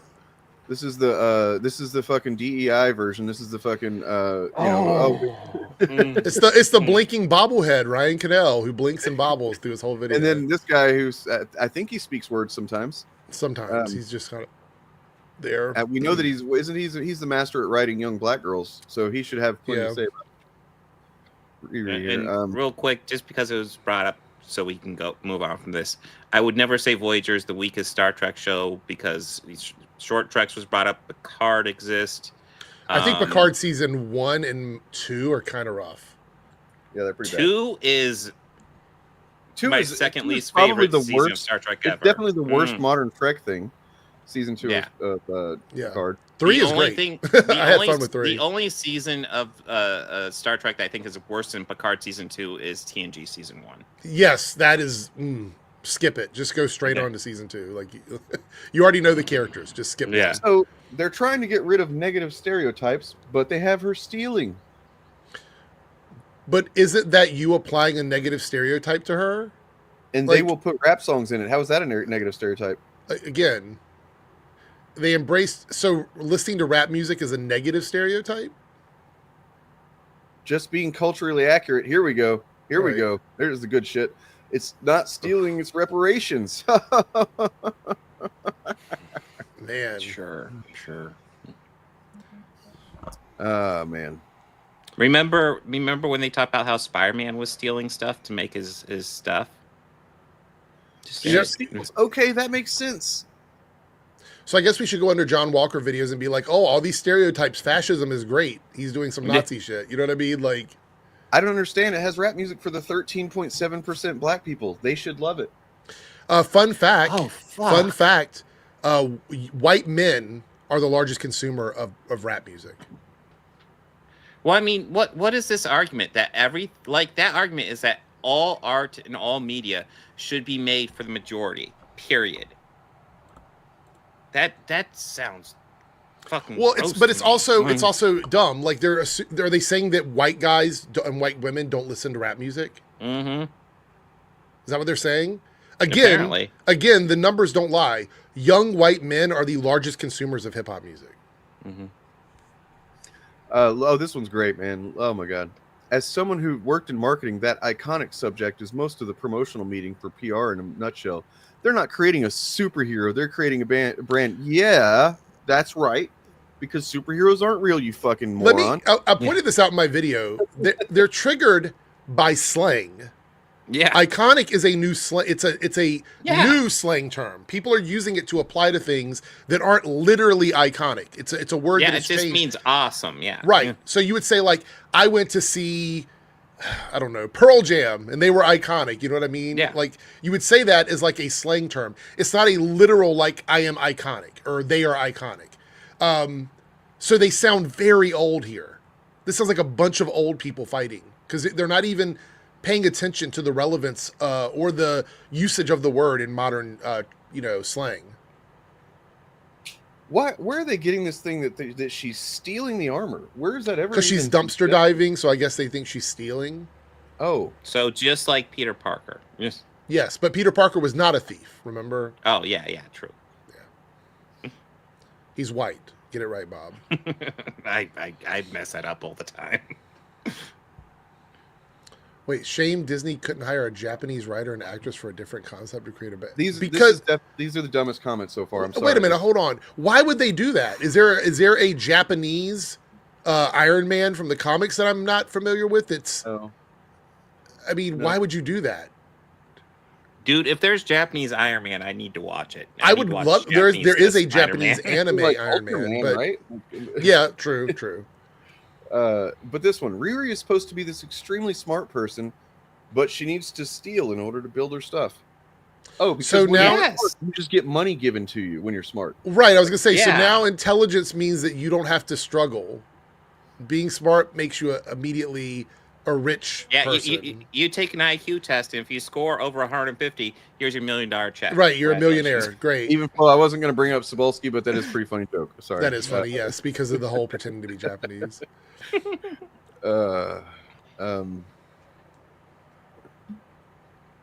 Also, like Tony Stark got all of his shit from his dad. Yes. Like, Yeah. yes, he created the armor itself, but like He didn't work for his money. Newsflash. No. Like, that's the difference. Is that she was not born to a fucking already existing super intelligent fucking guy that had a bunch of money and a company and everything. So yes, she has to steal some parts to make the shit that she's smart enough to build. I mean, technically, we could make a whole video giving out all of the negative stereotypes of like billionaire children who get born into wealth. I mean, part of Tony's arc was to recognize how fucked up he was. He had to be like separated from that shit. Oh, so you mean we had to watch him over a period of time to see how he went from being someone we weren't supposed to like to someone that we liked, right? That's what we did. So here they're not giving her that same grace. They're saying she has to be the best character ever in her first appearance, on a TV show. She can't have a story arc. Let's face it, these guys don't understand character arcs. Luke Skywalker and Last Jedi kind of proves that. Ironheart is, yes, I remember whenever the character was named officially Ironheart in the comics, and there was a thing about how there was an existing Japanese franchise movie, certain type of movie that was called Ironheart, that apparently had some pornography elements in it. But, whatever. I don't even understand what this means. They should have called her Iron Woman, had her work a dry cleaning joint in the daytime and steam press homeless folks' jeans at night. Let's consider, when we're considering how dumb they are, let's also look at their images here. You've got... I mean, does he think he's saying something? Like, what does that mean? What? You got Michelle Obama in a beard here, so this guy's not fucking operating in reality. Oh, there we go. Yep. Yeah, see, that's why I knew that going to the RK Outpost, the Ryan Kendall video, we would get the real shit, Oh my God, this is so. Well, it's a different type of shit. So like God. at Nerdrotic or on which one were you looking at? Last one, Nerdrotic, right? On Nerdrotic, it's more about like the offense that this show is to like actual comic book media. You know what I mean? Like, this one is like just the racist people. It's just the racist and sexist people on this one. Yeah. Like, I was not looking at Super Geniuses and Neurotic and Critical Drinker, but they're looking better than this.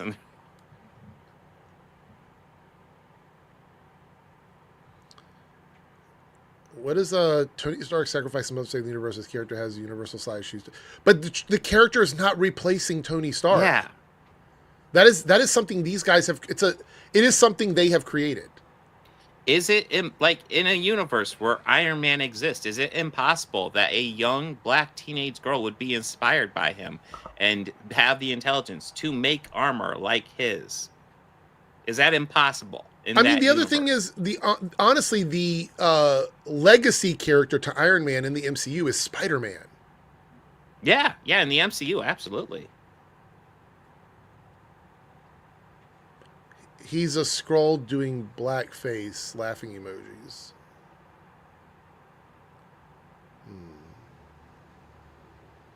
Imagine thinking that 2015, 2016 was the lowest point in Marvel's history. When, I would lean towards lowest point in their history when they filed for fucking bankruptcy. 1996. That was the year, about a decade before. I'll read that. Marvel pushing an extremely unliked and unpopular DEI character that was created during the lowest point in Marvel history and pushing her character more than the X-Men. Are they pushing her more than the X-Men? What does that even mean? I mean, they've already stated that right after the next two Avengers movies, they're going to be focusing on X-Men. So how are they pushing her more than the X-Men? If anything, they've not pushed this show at all. I mean, this show's coming out just around the corner. We got a couple years till X-Men, so why would they be pushing X-Men over her? That makes also no want to point sense. out that this DEI statement, that whenever they say it, to them it doesn't just mean black or minority. DEI also means automatically bad. So when they say DEI character, they mean this automatically bad character because of this reason. And I hate to tell these guys, every time they say DEI, it just screams racism to every normal person. Absolutely, 100%. Yeah. Sorry, but they're missing out on a villain named Sickle Cell. And there you have it, folks. We've reached the fucking the pit of dumb. Yeah.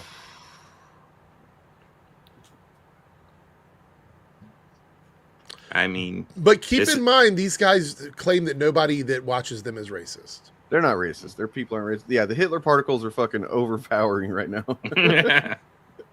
I mean, we are. One of the guys in this video did sit in his car and complain about the lack of good white people in the Batman. So, Oh, now she doesn't look young enough for them. Now she looks too old for them. Oh dear. Yeah, they need to get like an 8-year-old to play Ironheart. If you think a joke about a disease that only affects black people being a villain for a black character is kind of funny, not gonna lie, you're kind of a dipshit, and you can go watch this channel. You know, The worst part about it is, and this is the thing that I'm waiting for because they didn't show it in the trailer or anything, is there is a gay character in the series who's a drag queen, Shea Coulee, and we talked about it very briefly back I think when. they must have forgotten about that so far. Yeah, they haven't mentioned it yet, but she's going to be a character in the series. We don't know who her character is or what, like how large the role is going to be, but she is supposed to be in it. Hey man, you're not supposed to give it away, William. You gave it away. Thanks. We appreciate it. But like you're not supposed to, I don't think. Mm-hmm. Booted up the trailer just to downvote it. Doing my part to help the cause. Go ahead and get the screenshot of that, everybody. Marvel thanks you for their algorithm boost. Looks But I like mean, the you know, typical- like your video talking about the downvoting is like, wait, that was you, right? Yeah.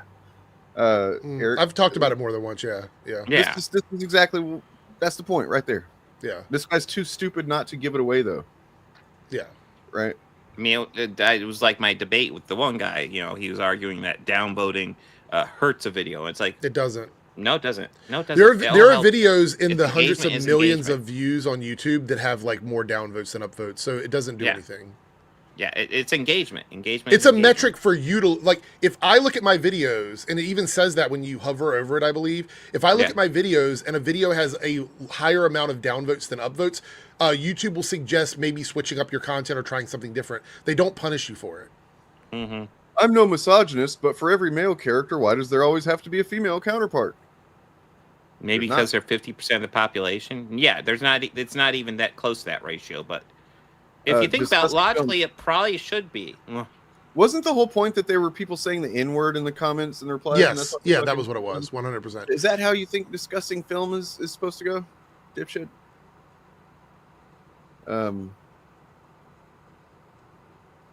yeah, This discussing guy film. has Just been here throughout the it's whole been thing. This around fucking long loser. enough. Look, this is your average RK Outpost fan right here. Yeah, it looks like it. They announced about 5 years ago. What does it say? I'm curious. All that writing. Filmed it in about 2 to 3 years ago and waited to release a trailer weeks before the show comes out. This should tell you everything. Tony was held captive, but this first arc reactor would scrap parts of it. She was introduced in Wakanda Forever. They don't have to show her building something like an arc reactor because they've already done that story. They've already covered that. This is the answer. This is a literal answer right here. Yes. Even Flip, thank you. This Yeah. is why there is, for many of the most popular characters, a female counterpart. Mhm. Because if they don't, another company is going to create that character. yeah. That's simple as that. That's why She-Hulk was created. That's why Batwoman was created. Well, it's not. That's part of why Batwoman was created. The other part was because they didn't want people to think Batman was gay with Robin. But like that's another reason for it. That's why a lot of these are created. To be honest, I mean, look, the fact that so many of them end up being good characters on their own is a testament to the creators that work on the characters. Yeah. But in many cases, they are literally spawned from someone's ass as a copyright maneuver. Like, I've been reading the Bendis New Avengers run from the beginning recently, and Spider-Woman's fucking awesome in that. Yeah. No, she's not really Spider-Woman. She's a Skrull. Whatever. Shut up. So I want to comment on that one post where it says, "Bro, I love how they always think Black Americans rap," and I've gone over this before. Who is they? It's a Ryan Coogler show. Ryan Coogler is a black man, and he's the one that conceived the entire show and probably approved pretty much everything that goes into the show, including the music options. Why is it that black people that make black, like this, they talked about this with that G20 movie with Viola Davis as well. Why is it that when you have black creators making something and using music that their community cultivated in their project, why do they automatically assume that some white person made that decision? I mean, it's kind of the same thing with Blue Beetle, except obviously it'd be Hispanic people. But Well, I like, mean, yeah, look at the soundtrack to the Spider-Verse movies, and like those Yeah. movies aren't popular just because of black people, and the soundtracks are not just like it's not fucking just black people that are into rap music and hip hop by any stretch. But It's my like point, you have to almost be racist to think that that's the case anymore. it's true. But my bigger point here is that they think about this for a second. They are saying this with the assumption that there is a white person at the top of every project making this decision. That is racist. To assume that a white person is over top of Ryan Coogler telling him that he has to do something on a show that he produced himself, that his company produced. Are all black TV shows and movies controlled by a nebulous white person at the top? You must put rap music in it. What kind of comment is this? That doesn't even make So I remember sense. reading my MCU Studios book when it came to the production of Black Panther, the first one, and Coogler, and I forget the other producer's name, the Marvel guy that was working with him, that is also a black guy. They were like, "Hey, do you think we could get Kendrick Lamar to do the entire soundtrack?" Yeah. And they were like, "Probably not, but we'll ask him." And then he fucking did. Those were black guys that made that. Yeah. choice. Well, I mean, the point is that like the decision on the creative side when it comes to stuff like this usually aligns with whatever story they're trying to tell. That's usually how it goes. So if you have a show where it's a young show where the characters are engaging in things that are going on right now, they want the music to match that. So they're going to pick music that feels like it belongs in that tone with that project. Yep. Like with Guardians of the Galaxy, James Yeah. Gunn chose 80s music and 90s music to go in it. Did anybody complain about that or try and say, well, it's a white guy, so clearly he's going to go with like 80s and 90s because that's white dude shit or whatever? Like, no, nobody ever said that. No one ever equated that to that 4,000 project. subscribers It's with like comments correction. It was mostly 70s, I believe, but yeah, 70s, 80s. Oh, yeah, you're 90s. right. I think you're right. You thought the kid? Why did you think that? Because he was at the funeral. There was a lot of people at the funeral, so it could have been Hulk becoming the next Iron Man. You fucking moron! What do you? Oh, look, we got another one. But that's because Ryan Cannell and Jeremy talk like that when they're making fun of black people. Yeah, this is fucking gross, man. I do actually have to get going, guys. But I do appreciate you both being willing to hop on early today so that I could get a little chill out before Well, before you go, we do have a quick super chat. It'll only take a second. Harold Galactus with a $5 super chat on my channel. Thank you, Harold Galactus. How much money would it take to get you guys to read and review Az's comic book on stream? You know, I'm getting people to ask me to do that, and Yeah. like I'm not saying no, but I am saying it has to hit the secondhand market first. I'm not gonna buy it. Here's the from deal. Eric. Here, Yeah. I think I speak for everybody when I say we'll probably all want to cover it to some degree on our own. But if you want us to do a live reading, like a performance of it, then maybe we would be. Oh, that sounds like fun. Let's think about it. We'll come up with a fundraiser. number. We'll come up with a number. And be Yeah. like, this Like, what about a this is what it is. fundraiser, right? Like Yeah. something. Oh, you know, yeah. like a fundraiser, and then we would Oh. do, Oh my God! How Ooh. about we pick like a Ooh. queer charity and do a complete Yes. fundraiser while we're reading, Oh yes. while we're reading the comic Think about book. pronouns. Yes, Every time there's yeah. a pronoun, we'll have a fucking Yeah. pronoun button. I'm gonna. when it There's comes to reading several it. of them that YouTube lets us use. We can go in and pick a charity and have you guys donate to it. That would be so funny. I'm gonna get the pronoun drop ready so that every single time we hit a pronoun while reading Az's story, he goes fucking. Let's put it pronouns. towards. We'll put it towards a charity. I think that's even better. Would you collab with EVS to rip in Az's masterpiece? Sure. Actually, I would be actually, down I to probably bring in would. EVS Yeah. if we're helping Sure, like a man. charity, especially if If he'll it's, if he would be yeah. willing to jump in while we're raising money for like a queer charity, then Yeah, and not do Oh, anything that would not be a good idea to do on that kind of stream. Yeah, So why not? yeah, that'll be really funny. Because especially, it's funny because I think the comic will probably doesn't it come out in June? I think it comes out. I think I thought it was July. Maybe it's Oh, June is it now. okay? It'd be really funny if it came out in June. I would love. I Alright, might that. be do- wrong. do I a might late be one. thinking of Yellow Shower. We're gonna do a heel versus yeah. baby face. Ingrid, I think the character's name is Ingrid Valdez. Valdez, yeah. Alpha Yes. Core, late Pride fundraiser for the queer youth with his comic. Yes. Trevor Project or something like that, probably. Yep. I think, yeah. Fucking excellent. Thanks for the suggestion. I mean, personally, I'd probably be willing to just review it. You know, I don't know. I don't want to pay for it, but hopefully, just like there's been with pretty much every I'm other not buying it direct from Eric July. It No, has to be on the no. secondary hopefully there'll be market. some scans up before too long after it's come out. Yeah. But yeah, you guys have a lovely day. All right, we'll see you later, Dane. We get out of here, and I will see you guys not Friday, but maybe maybe Sunday. We'll see. But yeah, have a good one. Even Flo says he'd be Have a cool good on trip. next stream. I've actually asked EVS to come on my stream, and he said he would do it. I just have to tell him when. I'm pretty sure he would come on. So yeah, I could probably get him on, especially if I tell him it's to make fun of Az and raise money for a charity will be hilarious. I know we've talked about bringing him on this stream, but yeah. Well, I mean, if we're gonna do like a big charity stream, that would probably be the best way to do it. To I just agree. have people on this Yes. one, but That actually sounds like a wonderful idea. I love it. So here's the truth about the Jester Bell stuff. I actually pulled her channel up and I was going through the videos and I wanted to just randomly watch one because I know a lot of people have said that she's kind of grifty or whatever. I skipped through the video and I'm like, does she just sit on camera and uneditedly ramble the whole time? Is that what she does? Have you seen any of her videos? No. I've had people suggest her, but usually I don't Let really me- research his stuff. Yeah, let me know. Does she just unless kind of I'm sit live, around and but yeah. ramble? Like, I think that's what she does on her videos. But I've had a lot of people ask me to cover her. I might, because I'm not doing a video today because we're live streaming, but I might chat, whichever channel you're watching on, let me know, would you like for me to react to one of her videos? And if so, which one is a good one for me to like go through? Because I'm curious which one. The one that's really popular on her channel right now, or the most popular one, 100K views. Why does the MCU want you to hate this character so much? The John Walker story. Yeah, I have to actually do a John Walker was right video review for my channel at some point. Yeah. The Harley Quinn and Ivy one where she talks about the fart fetish. Well, the reality is though that I don't really like that comic, so it's going to be hard for me to defend it. I think it's personally a dumb comic, but I'm not saying that people can't like it. If you want to buy it and support it, you can. It's not a comic book I would ever read.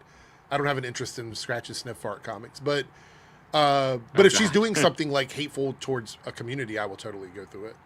Oh, it's their relationship she talks about. Oh, well then I will definitely go through that video. Yeah, the fart thing sounds dumb, but like I love their relationship. I think their relationship's awesome. I mean, Crazy Joe says Jester Bell is a complete coward. Little movie perp, and I tried to get her to come on stream with us, and she wouldn't. Well, there's a reason. Look, no one. Okay, let me preface this by saying no one has to go in and debate people. I want to say that, but yes, the reason why these guys don't do it the majority of the time is they don't want to be held to standard on any of their opinions. So if they were to say something without being able to control that narrative, it breaks down the barrier that they have between truth and honesty versus whatever it is that they're saying. So, like, for example, if they were to come in and say, it's the MCU, I would say, well, how many movies have had women as lead characters? They wouldn't know that information. They wouldn't know. They would have no idea. What percentage of men have held roles, you know, in Marvel since the beginning versus percentage of women? They wouldn't know. So the reason why that's important is they're the ones making the claim. They're the ones making that claim. So they would have to know that, but they don't, because a lot of these channels, it's like shit rolling down a hill. They heard Critical Drinker say it, then they heard Nerdrotic say it, then they heard some other just slightly lesser important Chud say it, and then some of the people in the comments were saying it, and they're like, I'm going to make a channel, and I'm just going to say the same thing. And so they do. So that's what happens. And there's a lot of them that don't quite realize that it's a grift, and you can tell because they're like true believers. But there's that guy who did the Daredevil one more recently. Is it the raging? Hold on, was it? I think something like that. Yeah. Raging Vengeance or something. Rage Against Vengeance. Yeah, something like that. Yeah. But there's a couple guys. They're smaller, but you can tell they're kind of like the true believers. They think this is actually real shit, and they have to fight against it. And it's really cringe. I mean, the thing is that they are the product of the indoctrination. They're the ones that have been indoctrinated by these channels. One second, I'll be right back. No problem. Looks like we got a super chat here. I'm imagining that's on Eric's channel, not mine, but I will go ahead and go over it. I once told Nerdrock to stop bringing up Koof. His entire chat downvoted my comment. Not surprising since Gary's fan base can't move on from 2020. I would also recommend just don't engage. Yeah.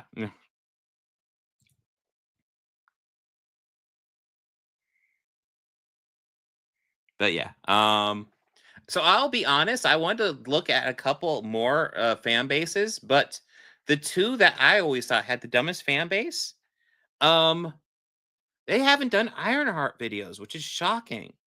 Off the top of my head, the two with the dumbest fan bases that I've dealt with are Melanie Mack and the Quartering. They are something special in their fan base. Although that Ryan Canal one was pretty bad too. Oh, Elam's here.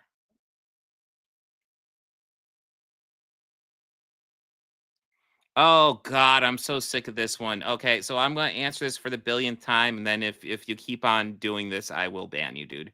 I never understood this. Grifter means a guy who's trying to sell you something. What does Critical Drinker and Nerdrotic try to sell you? Outrage bait. You don't have to be sold something physical to be scammed or grifted. That's not part of the criteria. There has to be like a necessary qualification for something, right? So in order for something to be 100%, it has to be a necessary qualifier. When you are being scammed out of your time, that is the same thing as being scammed out of like other physical objects you can have. The reason why they get away with it is, and it's not even that, they do sell things. These guys do sell things. They have physical merch shops. So they're still selling you stuff. They're still selling their fan stuff. Did you answer your super chat? I think you had a super chat on your channel. Was it mine or yours? I did answer a super chat. Oh wait, Herald of Galactus.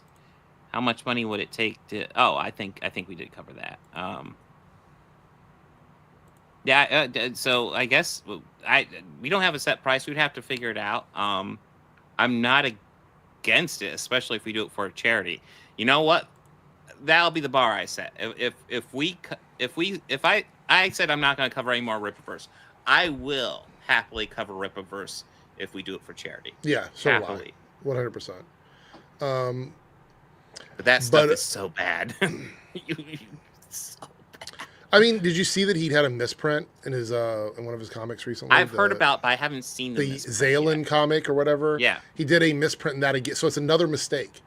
And I said on my stream, when you are someone that is making independent comics, there should not be 3-4 years into your comic book production that you're making these kinds of mistakes. You shouldn't be making these kinds of mistakes. What is in theory a multi-million-dollar business at this point. But that means you're not focused on quality. You're not focused on the quality of your product. One of the reasons why you would go after an independent comic book company is because they're offering you a quality product outside of the mainstream. So you're getting better things. You're getting creator-driven products. When you rush something out, you end up with these kinds of mistakes. Yes. So it's not about offering quality. It's about rushing out merchandise for people to buy. That's what it is. Let's see if I can find this misprint. Well, even Flo, I would say it's a combination of both for me. I think it's the mistakes and the lying. We've already established that Eric July and people that are orbiting his space are liars. We know that. But the point is that, and I don't care if there's mistakes. I'm not buying his fucking comic books. But I think the issue is if you say you are offering something at a premium, you are offering something as good as the mainstream without all of the extra baggage that they say mainstream comes with. The mistakes are absolutely a problem for me. Oh my God. So I wanted to look this up and oh wait, is this it maybe? I'm not finding the misprint. Oh wait, Eric did a video on it. Whoops, we did a mistake on the Zalen run. Yeah, that explains what happened. I don't know if everybody's seen it yet or not.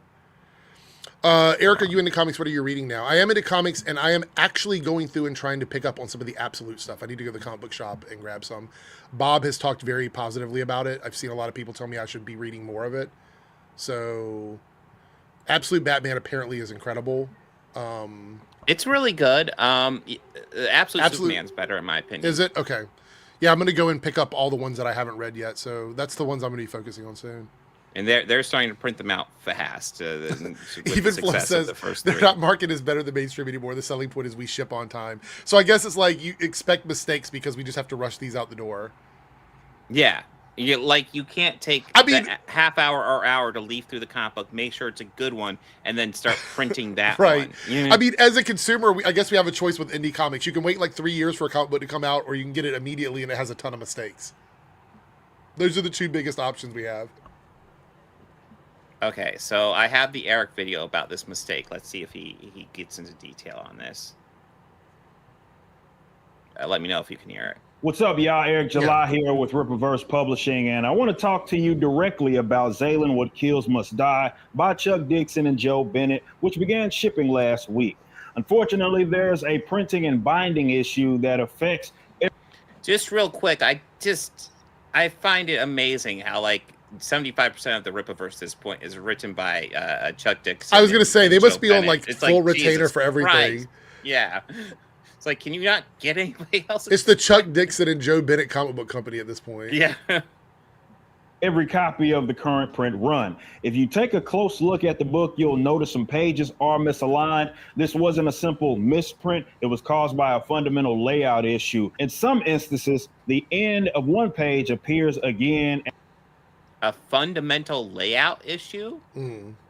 Oh my God. I think he says that it actually goes through several hands and it still was wrong here in the video. I think he's like, it passes through several different quality checks. Well, it's almost like nobody looked at it because they know how ass his comic books are. I mean, maybe. Well, there's a follow-up video to this as well, but go ahead and finish this one. I'll find the follow-up. At the start of the next. This becomes especially obvious during certain double-page spreads. As you can see right here, down there, his belt is repeating. To be completely transparent, our art directors actually caught this during the proofing stage. The problem was raised before full production. However, we were assured by our pre-press team that it wouldn't be an issue. That was incorrect. So not only did pre-press give us a green light, but the printer didn't catch the problem during all phases, even in binding. Ultimately, though, the responsibility... So... it was a different company, so can't they get a refund and get things fixed up? I think they do. What? I think they do offer something to Eric because he offers something to he'll say here in a second. I think he's offering a discount to people that purchased a discount? Yeah. Just give him a new book and a discount. Shit. Is ours either way. This level of quality is unacceptable, and as a company, we're owning up to that. We've done several books with spray. I will say I'm actually shocked he's admitting it's an error, though, unlike the last one where he was like, oh, we were going for an artistic thing where you see the camera pan over.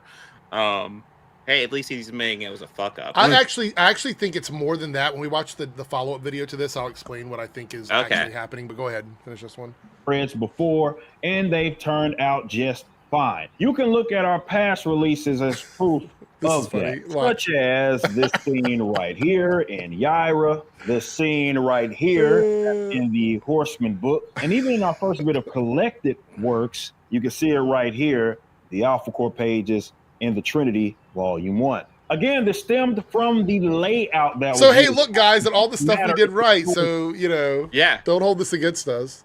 We've gotten so many of these right, so that means we're allowed an error, right? I don't think he understands how stupid that was. We didn't need to see the actual pages. You could have just said we haven't made this hasn't been a problem in the past. Why are you holding up the books and showing us? It's so stupid. Mm-hmm.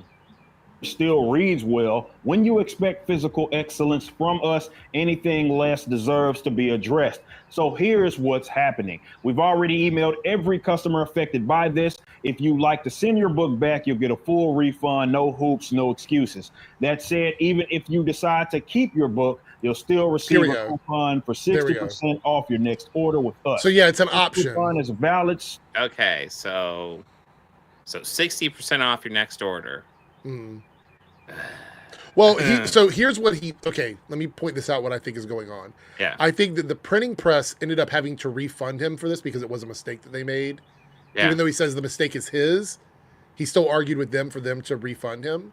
So now he's like, I can give everybody their money back, or I could trick them with a discount to keep the book, and then we still get the refund from the printing press, and we don't have to give them their money back. That's what I think the situation is here. That's He what it wants sounds people like to to me. take as many discounts as possible, which is why he's offering the discounts, because he feels like they'll go back and buy things that were older that are sitting around collecting dust in the warehouse, and he can get rid of some of those. That's what he's thinking here. Store-wide, with the only exception being our statues. Everyone who ordered Zaylen before this announcement will still receive their copy, so you may very well have something that becomes a collector's item down the line. No, they were all misprinted. It's not a collector's item. They were all misprinted, and you've admitted it, so it's not a collector's item. So real quick, just to make it clear, for it to be like a collector's item, maybe like have some popular, rare, misprinted Amazing Fantasy 15. It has to be a popular book that has some sort of rare reprint that people know. Eric's books are not going to be worth shit, guys. They're already like down in the gutter of value. So Lucifer, the next video we watch when he explains what's happened as the fallout from this is why I think that he got a refund, and why we'll get to the video. I'll talk about it when we get there. Okay. Rarely taking Zaylen off the store while we assess the production process within our entire company. Once we iron things out, the standard mass print edition will return with a corrected print. Again, this doesn't ruin the story, but it's still below the physical standard we've built our reputation on. That's why we use high quality paper that's above the industry standard, why we typically go with Smythsone binding, and why our books feel the way that they do. But we've got to improve, and we will. We're already reviewing every step of our production process, and we're looking at expanding our internal team to keep up with both the demand and our more aggressive release schedule. And of course, our print partners will come into play with that as well. We're committed to printing in the US, but we're also committed to making sure mistakes like this don't happen. Please know that we're paying close attention to your feedback, whether it's praise or criticism from our actual fans. We take it seriously. So don't hesitate to reach out to us and let us know how you think we can do better. Thank you for sticking with us, and thank you for holding us accountable. So thank you for holding us accountable. Like, anytime somebody's done that in the past, he's gone crazy and yelled about it. But I want to address this here from Broken Entertainment. That is assuming that Eric was 100% honest with what he said in this video. And based on his follow-up video, which I'm going to pull up here in a second, I don't think he's being honest. So let's do this. I'm going to pull up the follow-up video here. And it feels so weird to say this, but Ethan Van Sciver has been talking about this on Twitter, and he is making valid points. It just feels so weird to agree with Ethan so often. I don't know what I think about it. So here we go. This is going to kind of break down a little bit of that facade that he's put up about all of this and the Rippaverse in this apology video, like what we're doing next type thing. Here we go. What's up, y'all? I just got out of this massive meeting, and I wanted to give you a quick update. You all know about the print binding issues that impact some of the Zaylen copies, but some? I thought it was all of them. Yeah. I thought they were all affected. So if it was an error, it would be in all of them. Why is it only in some of them? Anyway, let's go. To varying degrees, but if you don't know about those details, just go watch my previous video. As of me recording this video, barely anybody has asked for a refund, but we're still giving those customers that bought Zaylen, regardless of refund status, 60% off of their, which is what he wants to do. This tells me that he got something back from the printers. I don't know how much it was, but he got something back. He had to, because otherwise he would not be doing this. Eric July would not be giving anybody anything back. He wouldn't even be talking about this if he wouldn't have received some sort of like funding back from the printer, some sort of credit from the printer, something. He's never done this before, like done this much groveling for a mistake. Their next order. And that has no spending limit. That said, I wanted to talk about how we're improving, because again, that's what this big meeting had a lot to do with after our internal investigation. Now, for you that don't know, we already overhauled our editorial team, and our adjustments seem to have improved with the future books, but this issue was specifically related to pre-press and printing. Okay, so keep in mind, remember he came out and said that the spread page that was screwed up, I think it was last month, I think it was Bloodroots. Was it Bloodroots? Bloodroots, yeah. Where he wanted to do a cinematic feel where you like flip the It spread was page such and like bullshit. yeah, it was a lie, obviously, right? So he said that because he wanted to put an ad for his statue at the beginning of the comic, which then messed up the page layout throughout the comic book, the order of pages. So he didn't own up to that, but he's owning up to this. But he says something here in a second that tells me that he's admitting that that was not his fault. It was something they did. Here we go. Let's listen to this. And those are different teams. So this was not on the editorial team. Now, for transparency, most problems that happen in these departments and most commercial printers will feel me on this. You'll never know about it as a customer. We deal with that internally, and often those issues don't ever even make it to the customer. But with this recent issue, this was sort of the last straw for us, and it became obvious. The last straw. So this was technically the first time that Eric has admitted that their printing company made an error. Yes. He's never made a video before saying that the printing company made the error, that it was their fault. So how is this the last straw if it's the first time it happened? True. That's a good point. Yeah. I want to reiterate, if this is the last straw, that would mean that other stuff has been misprinted in the past that either A, he didn't disclose to people that purchase his books, or B, he lied about, i.e. the Bloodruth issue that we talked about, right? So by saying it's the last straw tells me there was more there than what just happened, and they're walking away from them. Because otherwise, how would it be the last straw with the first time it happened? That just doesn't make any sense to me. Even if I said he could be using the term last straw incorrectly. I mean, Oh my God. yes, possibly. That is possibly. always possible. But with this recent issue, this was sort of the last straw for us, and it became obvious that that department too also needed a complete overhaul. So again, the good news is I'm fresh out of this meeting, and there's a big shakeup right now that's happening. Some teams that are a part of that process have been both added and some removed, and I had some decisions that I had to make. Now, we don't expect So he's fired any people delays within with his this new company now. workflow. That's what it Great sounds War like. number 2, as well as ISOM number 3. Those are the remaining books that's part of that old system, but all other books moving forward will exist within our newly implemented process. And I'm really stoked about it because there's also some other opportunities that came from this. So thanks to you all for being customers. So that was the follow-up thing. And that's interesting to me because there's a lot of admissions there. Number one, he's admitting that he's fired people, even though no one's spoken out about getting fired from the Rippaverse. Somebody got fired, obviously, or replaced and then shifted into like the warehouse or something. I don't know. The printing company had created a situation where it was the last straw for the first thing they did. So either Eric doesn't know what last straw means, as Evenflow said, or there were other issues with this printing company prior to this. There's only one straw. Yeah. Somebody was asking about the EVS stuff, so I'll go ahead and dive into that here. But we have to start here. So if you don't know who Renowned Zero is, it's nothing but an Eric July simp channel. It's ridiculous. He's talking about how Bloodruth, again, wasn't a misprint. It's such bullshit. But anyways, the whole conclusion is owning misprint comic book is worth a lot of money, just like owning a misprint trading card.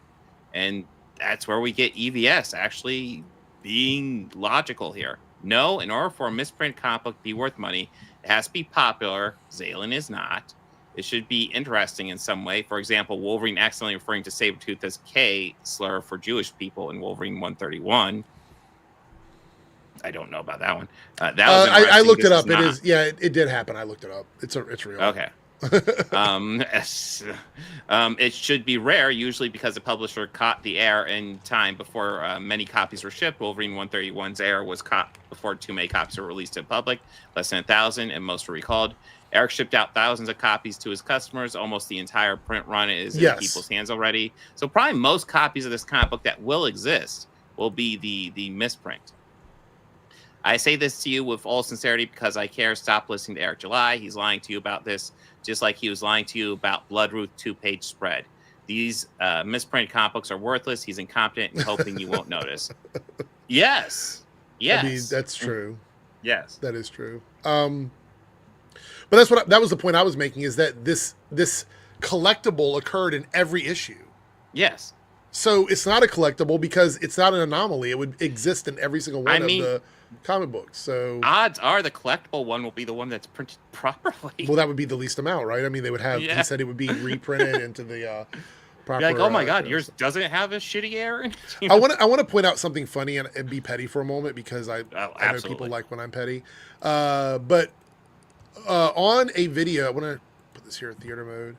On my video where I talked about I did an Az reaction video the other day, and I talked about how empty his room is. Did you see the video? Oh yes, that's his room is empty behind him. It's just a wall of nothing. A closet or something. Right. No. So I made fun of that because I thought it was silly. I'm like, look, he doesn't have to have stuff behind him, but my question was, where did all of this stuff go? Because he used to have a lot of stuff behind him. Did he move? Is he on vacation? What's going on? Some people in the comments said that he got kicked out and he's staying with a friend or something. I don't know if that's true. But the funny thing is, the last couple of videos that he's done, like this one, he's now using a green screen behind him. I'm like, did he see my video and so he got self-conscious and started using a green screen? Eric. I guess I did. So now he's using a green screen, which is so fucking hilarious to me. Look, you can use a green screen. I use green screens for stuff, but the coinciding of this, like, he never did it. And then I made a comment about how empty his room is. And then the very next set of videos that he does, he's using a green screen. Mm-hmm. You got him offended. Poor guy. I didn't mean to hurt his feelings. I actually did. So, as the adult baby. Also, it was really funny because he made a comment about someone calling him out on his use of pronouns, but then writing a book with a woman as the lead character. And he was like talking about living rent free in people's heads. And I'm like, the only relevance Az has outside of us, like the people that know who he is the pronouns rant. Like, that's it. No one knows him for anything else. That's what they know him as, the pronoun guy. Yeah, that was his breakout thing. His breakout role. The thing that he got so triggered over a pronoun selector in a fucking video game. Too funny. Did he actually... Hold on, I want to double check something.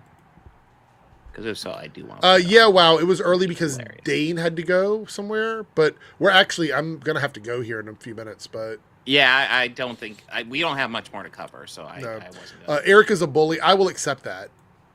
Absolutely. I will accept that I'm a bully, 100%.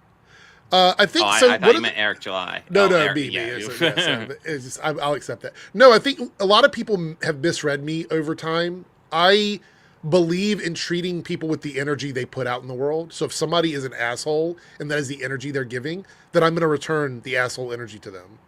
I don't do that to people. Like, I believe in giving everybody a respectable start. Like, if I meet someone or we chat and they're nice to me and they're putting out good vibes or whatever, then I'm totally good with like giving them that same respect back. But if you're a disrespectful piece of shit person, I'm not one of these tolerant leftists that we must be tolerant or whatever. No, I don't believe in that. If you're giving me bad energy, I'm going to give you bad energy back. I will respect you as much as you're willing to respect everybody else. That's just the way I feel about it. Just returning to the Eric July thing, I wasn't looking for this, but I found some freaking comments under one of his videos. Essentially, people saying thanks for the collectible, Eric. I saw the email and said the same thing. Guess I got a collectible. Pretty neat. Appreciate the accountability and thanks for the collectible. I'm like, oh my god. Thank you, sir. Can I have another? Yeah. Thank you for giving me shit. Can I have another one? Of course, I mean, they were all like getting shit. They're ordering. I also think it's funny. People, when I'm making fun of Eric July's comic books and all this drama, they're like, you just don't want him to succeed or whatever. I don't care. I don't care if he makes comics for another 10 years. I make fun of stuff all the time. If he succeeds, great. If his company goes under, that's fine too. I don't care. I don't buy his comic books. Oh, I just realized that's the thumbnail for this Twitter video. So the thumbnail for the Twitter video is this crap. Yes. You got to collect. Oh, fucking hell. Oh. Oh. I'll give you asshole energy back. Eric, who is a homosexual. Yes, I will give asshole energy back. That actually sounds like a superpower. Bob I take all of detractor. I think people forget we are the OG detractors. We were we were the first ones when they made the detractor checklist. We were the top 4. Yeah. Chronologically, go back in time, you will see that we were the beginning of that. We were the ones that kind of came in at the start of all of it. There's a lot of detractors now, but we were detractors back when nobody wanted to talk shit about Eric July. Yeah, when nobody was talking Rippaverse, we were detractors. We were the protractors. I mean, yeah, before before the initiative was even formed, like both Dane and I did Eric July videos about the same time, and I remember my thing was just kind of like, man, this is sus as fuck, right? This whole thing with it's being hosted by his company and his website, that's sus, right? And trying to think, you got me wondering who that detractors list. Like, who was it? I think it was Rippaverse Goalpost, wasn't it? Yeah, yes, that's it. Rippaverse. I'm trying to remember. God, I haven't heard that name in a while.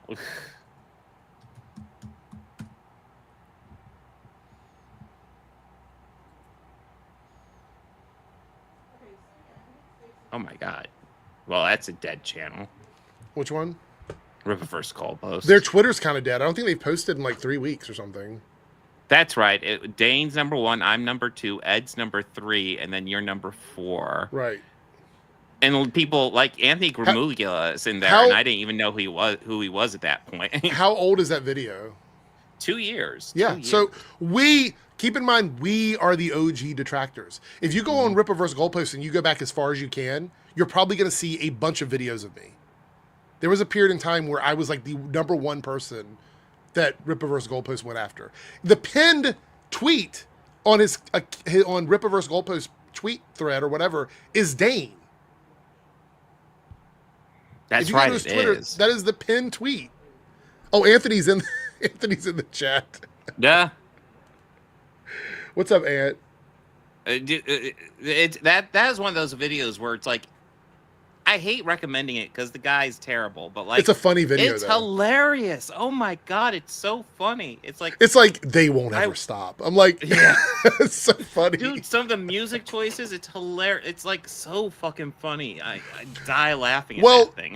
Paranoid EVS the copycat. No, so there's that whole history about how EVS became a detractor. Because of what Eric did to him. So EVS wouldn't have a reason to be an OG detractor because he wasn't necessarily opposite Eric July in the beginning. Matter of fact, he basically taught Eric July how to do everything he's doing, and then Eric July turned on him. We were detractors of Eric July, while EVS and Eric July were still buddies and doing streams together. Yeah. You know, there's so much lore behind that. There's several videos that explain the whole thing, but I mean, the truth is that EVS basically gave Eric the keys to the car in terms of like how to do indie comics. Yeah. And Eric just completely flipped on EVS because EVS said, listen to Dick Masterson's criticism and give him a shot or whatever. Yeah. And that started the whole like crumbling of the castle. So, Sketchy, is it possible that Rippaverse Goalpost, wait a minute, hold on.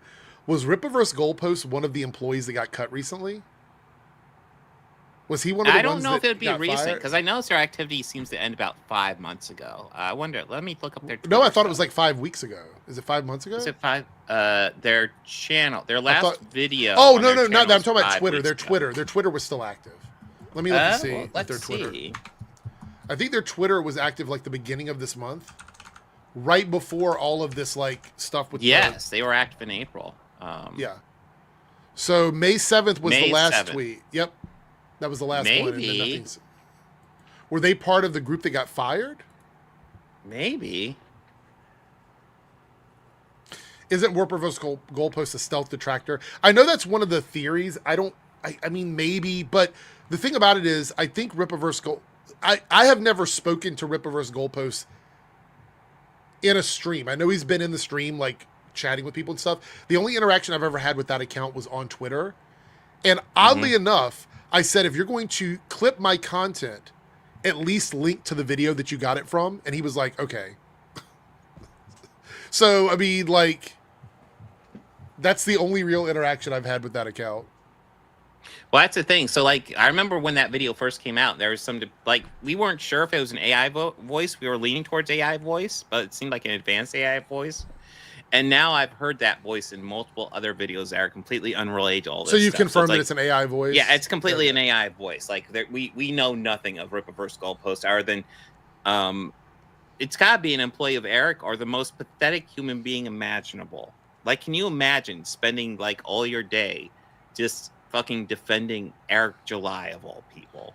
Yeah, that's shit. Look, and I feel bad for Katie because Katie clips all of Eric's stuff, so she has to sit through all of those live streams and videos and like make clips. So that's rough, Katie. Okay, so Sturgis is a different problem. Sturgis is just dumb. He's just a dumb, boring person. I don't even really. I know a lot of people still watch and fuck with him on Twitter to get a reaction out of him. I can't even do that. Look, Dane's in the chat. I challenged him for his goalpost several times to be on a stream, prove it. He never accepted. You know damn well I'd happily debate him, but he would never. He would.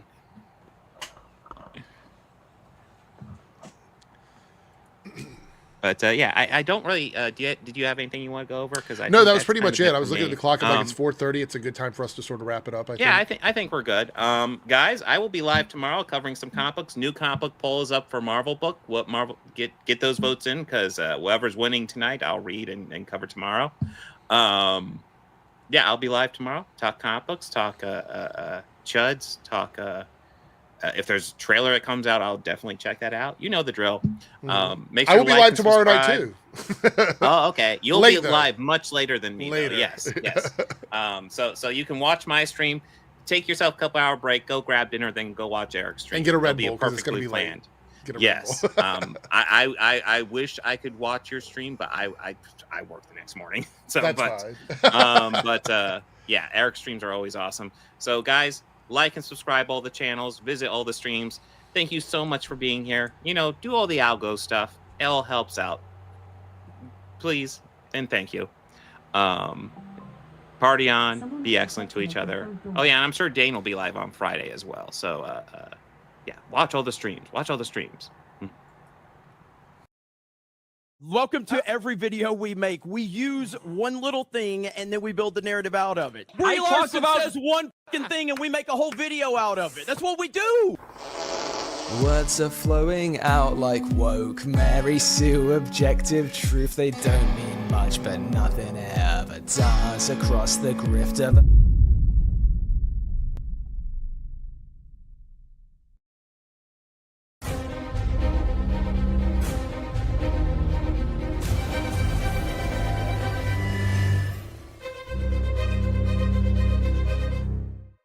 All right, you assholes.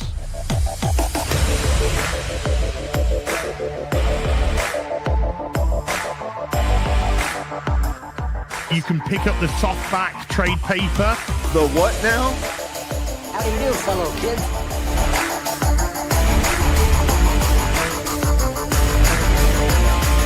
The what?